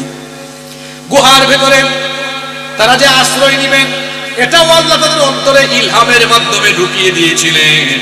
তারা সেই গুহার ভেতরে ঢুকেছিলেন। আল্লাহ যে এই কথাটা 16 নম্বর আয়াতে এভাবে বলছেন, ওয়া ইযা তাযালতুমুহুম ওয়া মা ইয়া'বুদুনা ইল্লাল্লাহ ফা'যু ইলাল কাহফি ইয়ানশুর লাকুম রাব্বুকুম মির রাহমাতিহি ওয়া ইউহাইয়্যি লাকুম মিন আমরিকুম মিরফাকা। আল্লাহ বলছেন, আর তারা যখন তাদের রাষ্ট্রের সেই মুশরিক লোকদের থেকে বিচ্ছিন্ন হয়ে গেল, তখন আমি তাদেরকে বললাম, গুহায় আশ্রয় নাও, তাহলে তোমাদের রব তোমাদের জন্য রহমত উন্মুক্ত করে দিবেন, তোমাদের জীবন উপকরণের পদ্ধতি সহজ করে দিবেন। তারা গুহার ভেতরে আশ্রয় নিলেন। গুহার ভেতরে আশ্রয় নেওয়ার পরে তারা গুহার ভেতরে গিয়ে আল্লাহর কাছে দুয়ার মাধ্যমে 2টা আবেদন করলেন। জোরে বলেন, কয়টা? ও মূল ঘটনা আরম্ভ হয়ে গেছে। গুহার ভেতরে ঢুকার পরে এই 7 জন যুবক দুয়ার মাধ্যমে আল্লাহর কাছে 2টা জিনিস চাইলেন। রব্বুল আলামিন 10 এবং 11 নম্বর আয়াত থেকে বলছেন, ইয আওয়াল ফিতয়াতু ইলাল কাহফি ফাকালু রব্বানা আতিনা মিন লাদুনকা রাহমাতাও ওয়া হায়্যি লানা মিন আমরিনা রাশাদা। তারা তখন বলেছিল, রব্বানা আতিনা মিন লাদুনকা রাহমাহ, হে আমাদের রব, তোমার পক্ষ থেকে আমাদেরকে রহমত দাও। 1 নম্বর চাওয়া ছিল, আল্লাহ আমাদেরকে রহমত দাও। আর 2 নম্বর চাওয়া ছিল, তারা বলেছিলেন, ওয়া হায়্যি লানা মিন আমরিনা রাশাদা, আমাদের কর্মকাণ্ড সহজ করে দাও। 2টা চাওয়া, একটা হলো আল্লাহ আমাদেরকে রহমত দাও, আর একটা চাওয়া হলো আল্লাহ আমাদের কর্মকাণ্ড সহজ করে দাও। আশ্চর্যের ব্যাপার হলো আল্লাহ তাআলা এই 7 জন যুবকের 2টা দুআই কবুল করেছিলেন। প্রথম চাওয়াটা কি ছিল? আল্লাহ কি দাও? এরা চেয়েছে রহমত। গুহার ভেতরে ঢোকার পরে আল্লাহ এমন রহমত দিলেন, একজন আর একজনকে বলে, ভাই হেঁটে হেঁটে ক্লান্ত হয়ে গিয়েছি, চলো কিছুক্ষণ বিশ্রাম করি। বিশ্রাম নিতে গিয়ে তারা শুয়েছে। যখন তারা শুয়ে পড়ল, আল্লাহ কাজটা কি করলেন শুনেন। পরের আয়াত থেকে আল্লাহ বলছেন, ফাদারাবনা আলা আযানিহিম ফিল কাহফি সিনিনা আদাদা, তাদের কান বন্ধ করে দিয়ে আল্লাহ কয়েকশো বছরের জন্য তাদেরকে ঘুমের মধ্যেই রেখে দিলেন। আচ্ছা, সুবহানাল্লাহ তো কইছো, তবে তোরা একটু সায়েন্স লইলাম, বিজ্ঞান। আল্লাহ কইরা কিতাব বন্ধ কইরা ঘুম পাতাইছি, জুড়ে হুক্কাতে খান বন্ধ করে। এর মানে কি? আজকের চিকিৎসা বিজ্ঞানে হয়, আমরা যখন ঘুমাই তখন আগে আমরা চোখ ঘুমাই, কিন্তু খান বাদে ঘুমাই। এর লাগে দেখবা চোখ লাগে গেছে, ঘুমাই গেছে, 8টা গ্লাস একটা পড়ছে, তার মানে চোখ ঘুমাইছে, খান আবো ঘুমাইছে না। এর লাগে চিকিৎসা বিজ্ঞানী হলে কয় যে মানুষের চোখ ঘুমাইলেও হে গভীর ঘুমো যায় তখন তার খান ঘুমায়।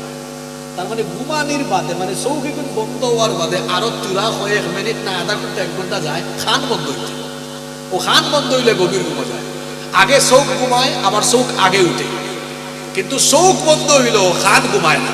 ইকান হাসান আমিসা একটা দেখবা ওয়াজও আইয়া উঙ্গাই নেই তো চকিনা নাচি ধরছে। আর শুক্রবারে দেখবা বেশি ওগুলা 8টা ওলা উঠে কি তো হইল রে, চোখ ঘুমাইছে কিন্তু খান ঘুমাইছে। আপনারা আশ রাখেন, আমি আশির কথা বলি। আমি তো এই মাঝে মাঝে পুরো একটু লড়াচড়া করলাম, আপনারা লড়াইলাম মানে আপনারা ঘুমাইছে বাবা, একটা রাইট হয়ে গেছে, কষ্ট হইটা নেই আপনারা, ও শেষ হয়ে যান, ও শেষ হয়ে যান। আচ্ছা আচ্ছা, অরক্কা তা আল্লাহ কিতাব হয়েছেন, তারা চাইছেন রহমত, আর আল্লাহ কিতাব বন্ধ করে দিলাইছেন, খান বন্ধ করে দিছেন কিতাব। আপনারা হইবা হুজুর রহমতের লোকে গুমর কিতাব সম্পর্ক, গুমর চেয়ে রহমত নাই তার গুন্তা। বহুত মানুষের দেখবা টেকা আছে, পয়সা আছে, গুম নাই রাখি আসে নিলা হুক্কা যায়, খালি বিছনার অবাজুটা কি অবাজুট যায়, আর পুরা মানুষের এই সমস্যা আরো বেশি আয় রে, আস্তা রাত ঘুমায় আসে না নিলা। গুম একটা রহমত, বিরাট একটা রহমত। এরা চাইছে আল্লাহ রহমত দেও, আল্লাহ গুমর রহমত দিছে তারা।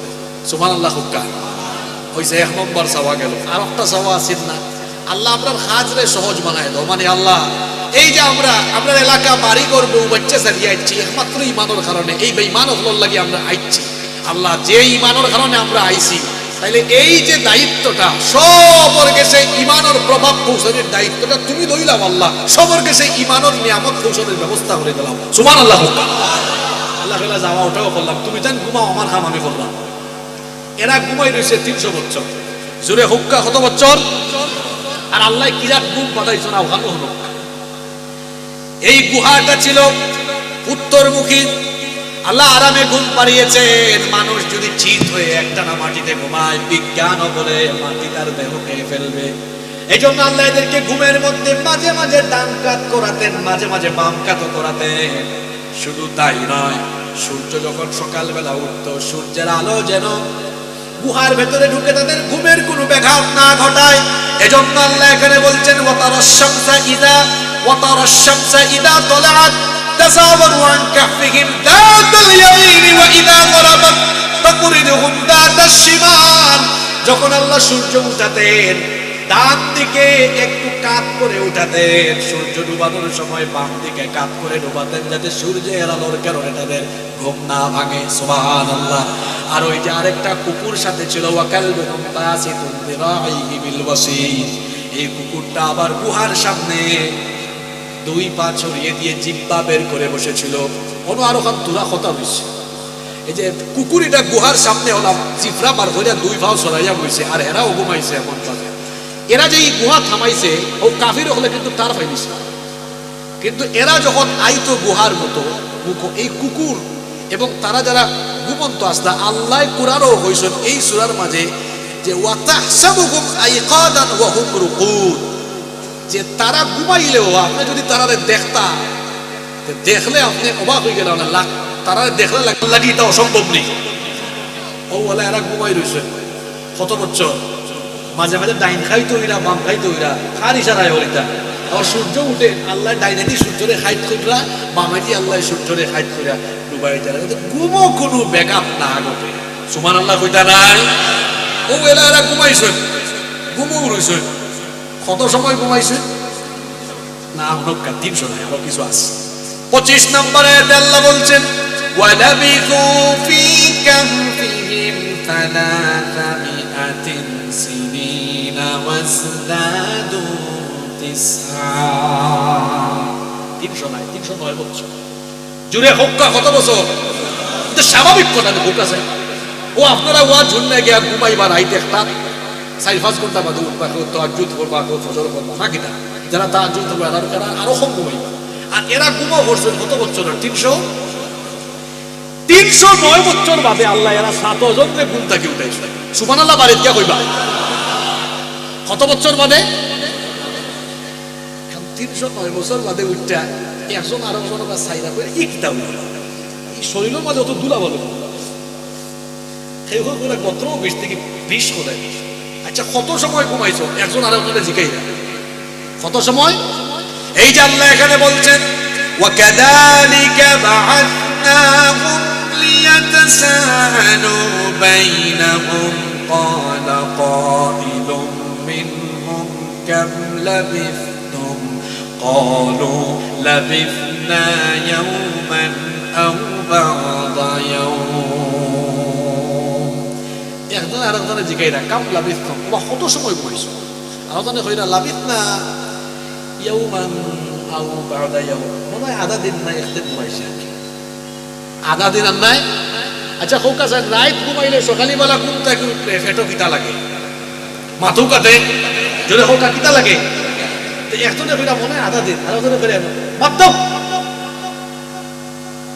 তারা হইরা ক্বালু রাব্বুকুম আ'লামু বিমা লাবিসতুম, আল্লাহই বালা জানেন আমরা আসলে কত সময় ঘুমাইছি। কারণ যেহেতু এই সময় তো গরিব আছিল না কিতা, তো একটা মতবিরোধ আছে, তারা ফেরা বাতিল কত সময় ঘুমাইছি এখান জানেন কে?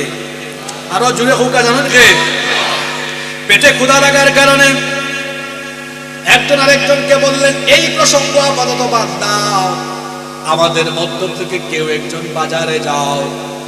তারা বললেন ফাবা'আথু আহাদাকুম বিওয়ারিদিকুম হাযিহি ইলাল মাদিনা, কেউ একজন বাজারে যাও, গিয়ে ফালইয়ানজুর দেখো আইয়ুহা আজকা তুআমা, ও ওখানে শিক্ষা লোকা হলো কিতা হইলা ফালইয়ানজুর আইয়ুহা আজকা তুআমা, যেটা কিনবেন যেটা পবিত্র, কারণ আমরা একটু ইমানদার, নাফাক জিনিস খাইতাম পারতাম না, অপবিত্র জিনিস খাইতাম পারতাম না। হায় রে হায়, ও মুসলমান কুরআনের মাহফিল আইয়া ওয়াজও শুনে, আবার ওয়াজ শুনলে বাড়িতে সুদ ঘুষ খাইয়া নাফাক রিজিক হারাম রিজিক খাইয়া সারা দিন হাত শরীরে হারাম বানার, ঠিক না বেঠে? হারাম কুরহলর কোনো ইবাদত আল্লাহর দরবারে কবুল হয় না। ইবাদত কবুলের পূর্ব শর্ত হইল হালাল খাওয়া। যদি হোকা কিতা খাওয়া, আল্লাহ আপনারা তুমি হালাল খাওয়াও, হোকা আমিন। এরা কইরা যাওতে একজন যাও বাজারে যেটা কিনতে পবিত্র জিনিস কিনতে, অঙ্ক বাজার থেকে যেটা কিনতে হইলে পয়সা লাগবে না, লাগতো না, যেন যাইতে হেড করে পকেটে হাত রাখতে দেখো কোনটা আছে। এখন তারা ওলা পকেটে হাত রাখছে, এই সময় তো আর তার টেকার মুদ্রা আছে। আমরা দেশের মুদ্রা হইল কাগজি মুদ্রা, না কাগজ দিন আনি বানাইল পয়সা টেকা। এই সময় আছে রৌপ্য মুদ্রা, রৌপ্য মুদ্রা পকেটে হাত হারাইয়া ওলা দিলাম না, ওবা 100 টাকা তো দিছ। এই রৌপ্য মুদ্রা লইয়া আপনারা অমনোযোগী হয়ে গেছেন, নেই অনুকা এই রৌপ্য মুদ্রা লইয়া গোয়া থেকে বাড়াই হয় কি কিতা লাহ কারণ অঙ্কু তাই বাড়াইয়া দেখরা কত বছর বাঁধের চিত্র মাত্রা না। ও যে আমার চাচা বাবা তাই হইতা পারবা আজ থেকে 30 বছর আগে এই দর্শা ডাউইলা আছে, এই সময় ল্যাম্প জ্বলতো, হারিকেন জ্বলতো। চাচা ঠিক আছে নিবা, এর মাঝে ফটকার রাস্তাঘাটও মনে ইলা আসিল না, ইলা আসিল না। আপনার গাঁৱত যে 60 বছর আগে মরছেন, আল্লাহ যদি অলৌকিক ভাবে তাই খবর থেকে উঠে উঠে কইবা ই কোন গাঁও তাই আপনারা আসেই বললে না, যেখান আসা ওখান কইরা। আর 500 বছর আগে যে মরছেন এই যদি বিমান দখল করে দাও হলো হলো এটা কিটা, কারণ 500 বছর আগে ইটা আসিল না। আমি আপনারা বলি 200 বছর আগে যে মরছেন এতে যদি আইনা ওই যে আমরা দরগা গেট যে হোটেল নুরজাহান আছে না, এটার উপরে উপরে দেখবা আস্থা টাউন দেখা যায়, আপনারা উঠছেন তো অনেক। এতে যদি না দরগা গেট তখন অন্য উঠবাই গেলাম, এবার কিছু বাসার থেকে বাস 60টা আনা জুড়ে দেন হইবা, কারণ হেন তো আর জানেন না ভিতরে সিঁড়ি আছে। 20-30 বছর আগে যে মরছে হেরে যদি আনা হয় হয়তো ব্যাককলি জানা না ভিতরে যে সিঁড়ি আছে। আর তোরা আগে যে মরছে আরো কয়েক বছর আগে হইব ব্যাককল সিঁড়ি ভাই উঠতে পারবে 16 তলা পাইয়া, এটা তো লিফট আছে। কারণ যত সময় যায় জামানা আপডেট হয়ে যায়, ঠিক না বেঠিক? এই 1200 গুহা থাকি কত বছর বাদে ওইনো আরো কথা হয়েছে না মা যদি ভাবছি হৌ 6 জনে একজন দেখো আবার হইলো বেড়া ছাড়া লাগাইয়া একটু না মুকুব বান্ধা একটু, কারণ চিনলে কিন্তু খবর আছে। এরা হইয়া দেশ বলে লুকাই লুকাই যাইও আনা তারা দৌড়ি আমরা রে খবর শুনিস। যাই হোক এই মানে কি কিতাব কই ভালো তাই করে বুঝছি গুমর সাটা মনে হয় বলছে সামনে দিয়ে আগ্রহীরা এখন কি কিতাব মানুষ শুনুস কি বদলি গেলাম। আচ্ছা হোক আছে 309 বছর বাদে তো সম্পর্কে 8-10 জেনারেশন গেছে কিনা, তারা আমরার মানুষ আছে নি কি কিতাব কই এলাম। আচ্ছা বুঝছি মনে হয় আমরা গাঁৱত মানুষ পিকনিক উঠনি হয়েছে, বাজারও গেল ই কিতাবা আধা দিনে বাজার বদলিল গেলাম।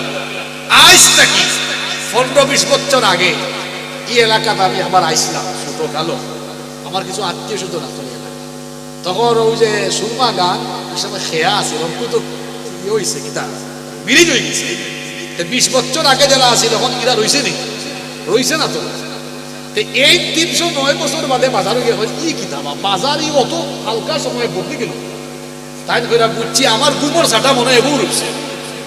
এখন দোকানও গিয়ে আমায় হইলাম আমার দোকান লইছে লইয়া উইয়া তাই পকেট থাকি এখন পয়সা বাপরে দিলা কিতাব বাপরে দিলা রৌপ্য মুদ্রা দিয়া তাই ভালো মানুষের লাগান দিয়ে রাখি দোকানদারে কই না বাবা জিনিস তো লিয়া দিয়ে রাখি আমার জিনিস তো পুরো খিতা দিছি আনতে পুরো ডম করে রবাই দাও আচ্ছা হক্কা সাং আমরা যখন পাকিস্তান পিরিয়ডও আসতাম তখন তো দেখার লাগান আছে আপনারা ওই যে জায়গা জমিনের দলিলও দেখবা আপনারা এই যে RSBS তখন না RSBS এসে আছে না কথা দেখবা পাকিস্তান আমলর ব্রিটিশ আমলর দলিল আরো লেখাও আছে পাকিস্তান আমলর যে দলিলগুলার উপরে দিয়ে দেখবা চিত্রও আরো তো হোকাসান পাকিস্তান আমলর টেকা আছে লেখ লাগা পাকিস্তান আমল বাদ দুঃখ আমরা তো সরকার বদলে টেকার ছবিও এখন এই মালসামানা কিনিয়া ফয়েস রৌপ্য মুদ্রা এক্সচেঞ্জ দিয়েছেন কত বছর আগে দোকানদারে হয় ডং করে ভাই যাও তোমার লগে মাত আছে এটা তো গুপ্ত তো তুমি তো সুর হয় তুমি চুরি করছো কেউ কাছ থাকি নাইলে কোনো খানো হামাইয়া এই গুপ্ত তো লিখছেন কোন বাই থাকি লইয়া আইছো হাসা কথা বিচারে কথা আমার পয়সা তোমার যে কি গুপ্ত তো তুমি এমনও গুমর মাঝে ছাতা মাথা দেখলাম মাঝে দিয়ে আরো মুদ্রা মাত্রা এই সময় নগরের প্রধানরে আপনার দেশে হওয়ায় সিটি কর্পোরেশনের কিতা মেয়র আর হিজ আমানত হয় তো কতুয়াল এই দোকানদারে দেখা পরিস্থিতি নিয়ন্ত্রণের বাইরে এমনি বুঝানি না তাই দেখা একটা কতুয়ালে কইরা বাবা তুমি দামি জিনিস কই দিয়েছো হোসেন ইচ্ছা তো দেখলাম গুপ্তধন চোর গুপ্তধন এটা আমরা পয়সা বেশি বেড়া ছাড়া হলো না কইলাম আমারে ছিল আমি কতুয়াল একটা কথা তুমি কি ওর কতুয়াল কারণ হেন তো বাবরা হোক 309 বছর আগের আরব কতুয়াল তাই করে ফাইজ নামে হল তুমি ফাইজ নামে হল তুমি কি ওর কতুয়াল কতুয়ালে দেখলা এই রুগী সাংঘাতিক লইয়া গেছেন সরাসরি বাদশাহ গেছে কে করে মহামান্য বাদশাহ হইল সমস্যা বাদশাহ জিকে রাওবা তুমি একটা ফাইসু কইলে ই পয়সা এখন হই বেশি হাসা কথা হইলাও স্বীকার করো তাই এটা করে চুরিও করছি না গুপ্তধন কেউ কাছ থেকে আনছে না আমি বাদশাহ আমার লোকে তোর উঠটা কই কেটে কিও আপনি বাদশাহ বাদশাহ বানান না কারণ বিচারা তো রয়েছে 309 বছর আগের কাহিনী বাদশাহ দেখুনি খারবার ভাই আমি বলে কিওর বাদশাহ এই বাদশাহ লাগে বেয়াদবি করো কিওর আপনি বাদশাহ ই পয়সা এখন আমি আর আমার বন্ধু মনে খানা ও 12 আর 6 জন বাদশাহ কিতা হো আমি বাদশাহ না বলে আপনার বাদশারে আমরা চিনি তো কারণ আমরা বেড়া ছাড়া লাগছে উত্তর হার লগে বাদশার লগে বেড়া লাগিয়ে তো বাড়িয়া গেলাম আপনি আবার কিওর বাদশাহ অহন বাদশাহ এর বুঝছি আসলে কেস কোনটাই ন তাহলে দেখিস একবার মুদ্রাও গুন্দ মুদ্রা নিয়া দেখলা এটা দাকিয়ানুসর আমলের মুদ্রা যখন যে পিরিয়ডের মুদ্রা থাকে এটা কোনো ছাপ থাকলে বোঝা যাবে না দীক্ষা বাদশাহ বুঝছেন বাদশাহ কইলা অফিসের কর্মকর্তা হলো রে এই মুদ্রা তো দাকিয়ানুসর আমলের সমস্ত ফাইলপত্র বার করো নিশ্চয়ই কোনো না কোনো তথ্য পাওয়া ফাইলপত্র বা করে দেখা যায় মামলা তো আছে শান্তনু বাদশাহ কইলা হওয়া তোমার আরো 6 জন আছে আর কাছে লইয়া যাও এই 6 জনে বাদশাহী গেছে গেরা তুমি তাই ইনো অত বছর ধরে আসো বলে অত বছর মানে আমি বাদশাহ আমার লগে বেড়াছাড়া করে তখন এই 6 জনে বলে কিওর বাদশাহ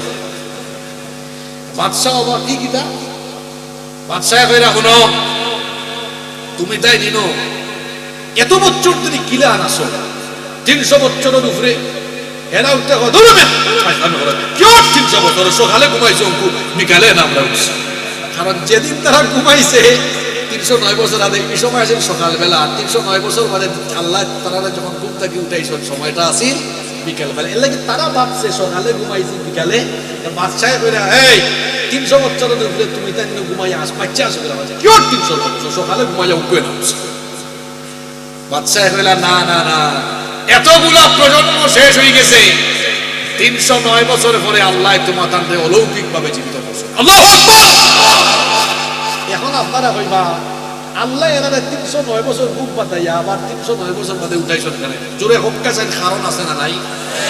ওই যে 7 জন যুবক আল্লাহর কাছে দোয়া করেছিল, আল্লাহ আমাদের কাজটাকে সহজ করে দাও, এদেরকে আল্লাহ 309 বছর ঘুমের মধ্যে রেখে এর মধ্যে আল্লাহ এই রাষ্ট্রের সকল মানুষকে ইমানদার বানিয়ে দিয়েছেন। সুবহানাল্লাহ। আর যেই বাদশার জামানায় ওই যুবকদেরকে ঘুম থেকে উঠানো হয়েছে, ওই জামানায় একটা সমস্যা দেখা দিয়েছিল, সেটা হচ্ছে লোকেরা ঈমান আনলেও আখিরাতের ব্যাপারে তাদের সন্দেহ ছিল। তারা মনে করত মানুষ মারা গেলে তার শরীর যখন মাটি খেয়ে ফেলবে, তার শরীরের হাড্ডি মাংস যখন চূর্ণ বিচূর্ণ হয়ে যাবে, তখন কি করে আবার মানুষকে চিন্তা করা হবে। তারা ব্যাপারটাকে অবিশ্বাস্য মনে করত, অসম্ভব মনে করত। তখন ওই জামানার বাদশা আল্লাহর কাছে আবেদন করেছিলেন। বাদশা খুব আল্লাহওয়ালা ছিলেন। তিনি বলেছিলেন, আল্লাহ আমার দেশের জনগণ ঈমান আনলেও আখিরাতের উপর বিশ্বাস নাই, আর আখিরাতের উপর যার বিশ্বাস নাই তার পরিপূর্ণ ঈমানও। এজন্য বাদশা দোয়া করেছিলেন, আল্লাহ এমন কোন অলৌকিক ঘটনা ঘটাও যার মাধ্যমে গোটা দেশের মানুষ একবারে সাইজ হয়ে যায়। এমন কোন ঘটনা ঘটাও, মানুষ চোখের সামনে এমন কিছু দেখুক যাতে করে আখিরাতে মানুষ মারা যাওয়ার পরে তুমি যে আবার মানুষকে জীবিত করতে পারবা, এটা যেন তাদের অন্তরের ভেতরে বদ্ধমূল হয়ে যায়। আল্লাহ এই দোয়াটা কবুল করলেন। দোয়াটা কবুল করে আল্লাহ এমন ঘটনা ঘটালেন, 309 বছর একটানা ঘুমিয়ে থাকা এই 7 জন যুবককে আল্লাহ তাআলা জাগিয়ে তুললেন। তার কারণটা ছিল, আল্লাহ বলছেন, ওয়া কাযালিকা আ'থারনা আলাইহিম লিয়া'লামু আন্না ওয়া'দাল্লাহি হাক্কুন ওয়া আন্না আস-সা'আতা লা রাইবা ফিহা। আল্লাহ কইরা এরারে আমি 309 বছর বাদে ঘুম থেকে উঠাইছি। আমি বুঝাইতাম চাইছি, আন্না ওয়া'দাল্লাহি হক, আল্লাহর ওয়াদা সত্য, ওয়া আন্না আস-সা'আতা লা রাইবা ফিহা, কিয়ামত হইব, মানুষরে আবার জিতা করা হইব, এতে কোনো সন্দেহ। আল্লাহ এরারে চোখের সামনে দেখাইছেন। 309 বছর একটা গুহার ভিতরে ঘুম পাড়াইয়া রাখিয়া যে আল্লাহ 309 বছর বাদে আবার জিতা করতে পারেন, সেই আল্লাহ মরার বাদে মানুষরে আবার জিন্দা হইরা সারা জীবনের হিসাব নিকাশ নিতে পারবা কি পারতা না? আরো জোরে হোকা পারবা কি পারতা না?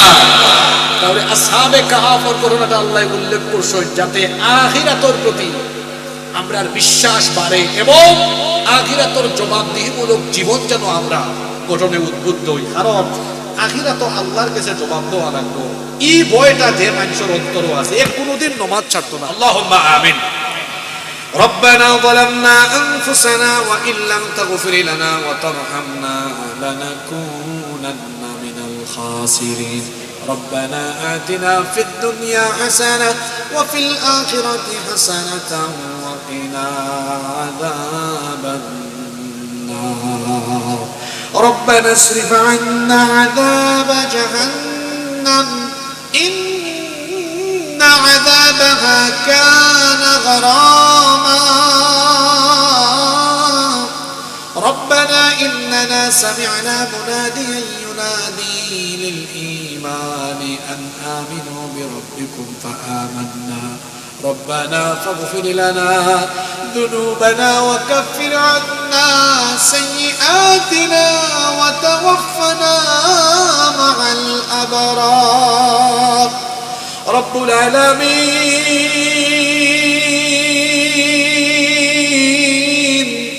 গভীর রাত পর্যন্ত তোমার কোরআন পাগল বান্দারা নীরবে বসে বসে তোমার কালাম থেকে আলোচনা শুনেছেন।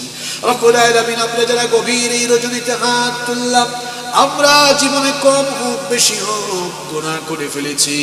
আমাদের গুনার দিকে না তাকিয়ে তোমার রহমতের দিকে দৃষ্টিপাত করে তোমার গাফফার নামের খাতিরে আমাদের জীবনের ছোট বড় জানা অজানা যত গুনাহ আছে দয়া করে সব গুনাহ তুমি মাফ করে দাও। রব্বুল আলামিন, আমাদের স্ত্রী সন্তান পরিবার পরিজন সবাইকে মাফ করে দাও। আমাদের স্ত্রী সন্তানদেরকে আমাদের জন্য চক্ষু শীতলকারী বানিয়ে দাও। রব্বুল আলামিন, আমাদের কলিজার টুকরা আব্বা আম্মাকে মাফ করে দাও। আমাদের যাদের বাবা মা আমাদেরকে রেখে কবরের বাসিন্দা হয়েছে কবরগুলোকে জান্নাতুল ফেরদাউস বানিয়ে দাও। আমাদের যাদের মা বাবা বেঁচে আছেন নাই হায়াত বাড়িয়ে দাও। যতদিন তারা বেঁচে থাকবেন আমাদেরকে আমাদের আব্বা আম্মার খেদমতের তৌফিক দিয়ে দাও। اللهم اغفر لي ولوالدي وقل رب ارحمهما كما ربياني صغيرا رب ارحمهما كما ربياني صغيرا رب العالمين আমাদের আত্মীয় স্বজন যারা কবরে চলে গিয়েছেন তাদেরকে মাফ করে দাও। এই পশ্চিম দর্শা এলাকায় কবরস্থানে যত মুর্দেগান শুয়ে আছেন আল্লাহ সবার কবরকে তুমি জান্নাতের বাগান বানিয়ে দাও। রব্বুল আলামিন আমাদের মধ্যে যারা অসুস্থ তাদেরকে শিফা দান করে দাও। বিশেষ করে আজকে যে মাঠে মাহফিল আয়োজন হচ্ছে এই জমির যিনি মালিক তিনি বড় অসুস্থ, আল্লাহ তুমি তাকে শিফায়ে আজিলা কামিলা নসিব করে দাও। রব্বুল আলামিন আজকের এই আয়োজনকে তুমি কবুল আর মঞ্জুর করে নাও। এত বড় আয়োজন করতে গিয়ে তোমার অসংখ্য বান্দা বান্দিরা দুই হাত প্রশস্ত করে দান সদকা করেছেন। মাবুদ গো যারা দান সদকা করলেন সকলের দান সদকা তুমি কবুল করে নাও। রব্বুল আলামিন ওগো আমাদের মালিক অসংখ্য উলামায়ে কেরাম মাহফিলে এসেছেন, আল্লাহ আলেমুল আমাদের ইজ্জত সম্মান বাড়িয়ে দাও। আলেমদের খেদমতগুলো কবুল করে দাও। আল্লাহ আলেমদের মধ্যে পারস্পরিক হৃদ্যতার বন্ধনকে আরো মজবুত করে দাও। রব্বুল আলামিন এই এলাকায় অসংখ্য প্রবাসীরা আছেন, আল্লাহ প্রবাসীদেরকে হেফাজত করো, তাদের প্রবাস জীবনকে সুন্দর সুখময় নিরাপদ করে দাও। আল্লাহ আলেমদের খেদমত যারা করেছেন, মেহমানদারি যারা করেছেন, আমার ভাই আদিল সহ এই এলাকায় যত ঘরে আলেমুল আমাদের মেহমানদারি হয়েছে আল্লাহ এই ঘরের লোকদেরকে মাফ করে দাও, তাদের পরিবারের মধ্যে বরকত দিয়ে দাও। আল্লাহ এই এলাকার প্রত্যেকটি ঘরে তুমি বরকত দিয়ে দাও। অসংখ্য যুবকেরা মাহফিলে এসেছে, আল্লাহ আমার কলিজার টুকরা এই যুবক ভাইদেরকে কবুল করে নাও। চুল পেকেছে, দাড়ি পেকেছে, আমার অনেক বাবারা এসেছেন, আল্লাহ আমার বাবাদের জীবনের গুনাহগুলো মাফ করে দাও। আমার বাবাদেরকে ঈমানি জিন্দেগি নসিব করে দাও। রব্বুল আলামিন এই এলাকায় যেন কোরআন কারীমের এই সুন্দর পরিবেশ কিয়ামত পর্যন্ত জারি থাকে সেই ব্যবস্থা করে দাও।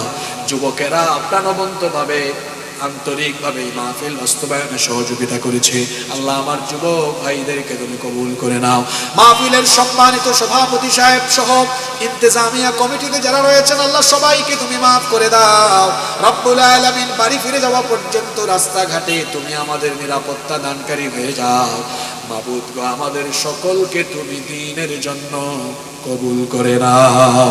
সাল্লাল্লাহু তাআলা আলা খায়রি খালকিহি মুহাম্মাদিন ওয়া আলিহি ওয়া আসহাবিহি আজমাইন বিফadli সুবহান রাব্বিকা রাব্বিল ইজ্জাতি আম্মা ইয়াসিফুন ওয়া সালামুন আলাল মুরসালিন والحمد لله رب العالمين وجاء الآخر كلامنا عند الموت لا إله إلا الله محمد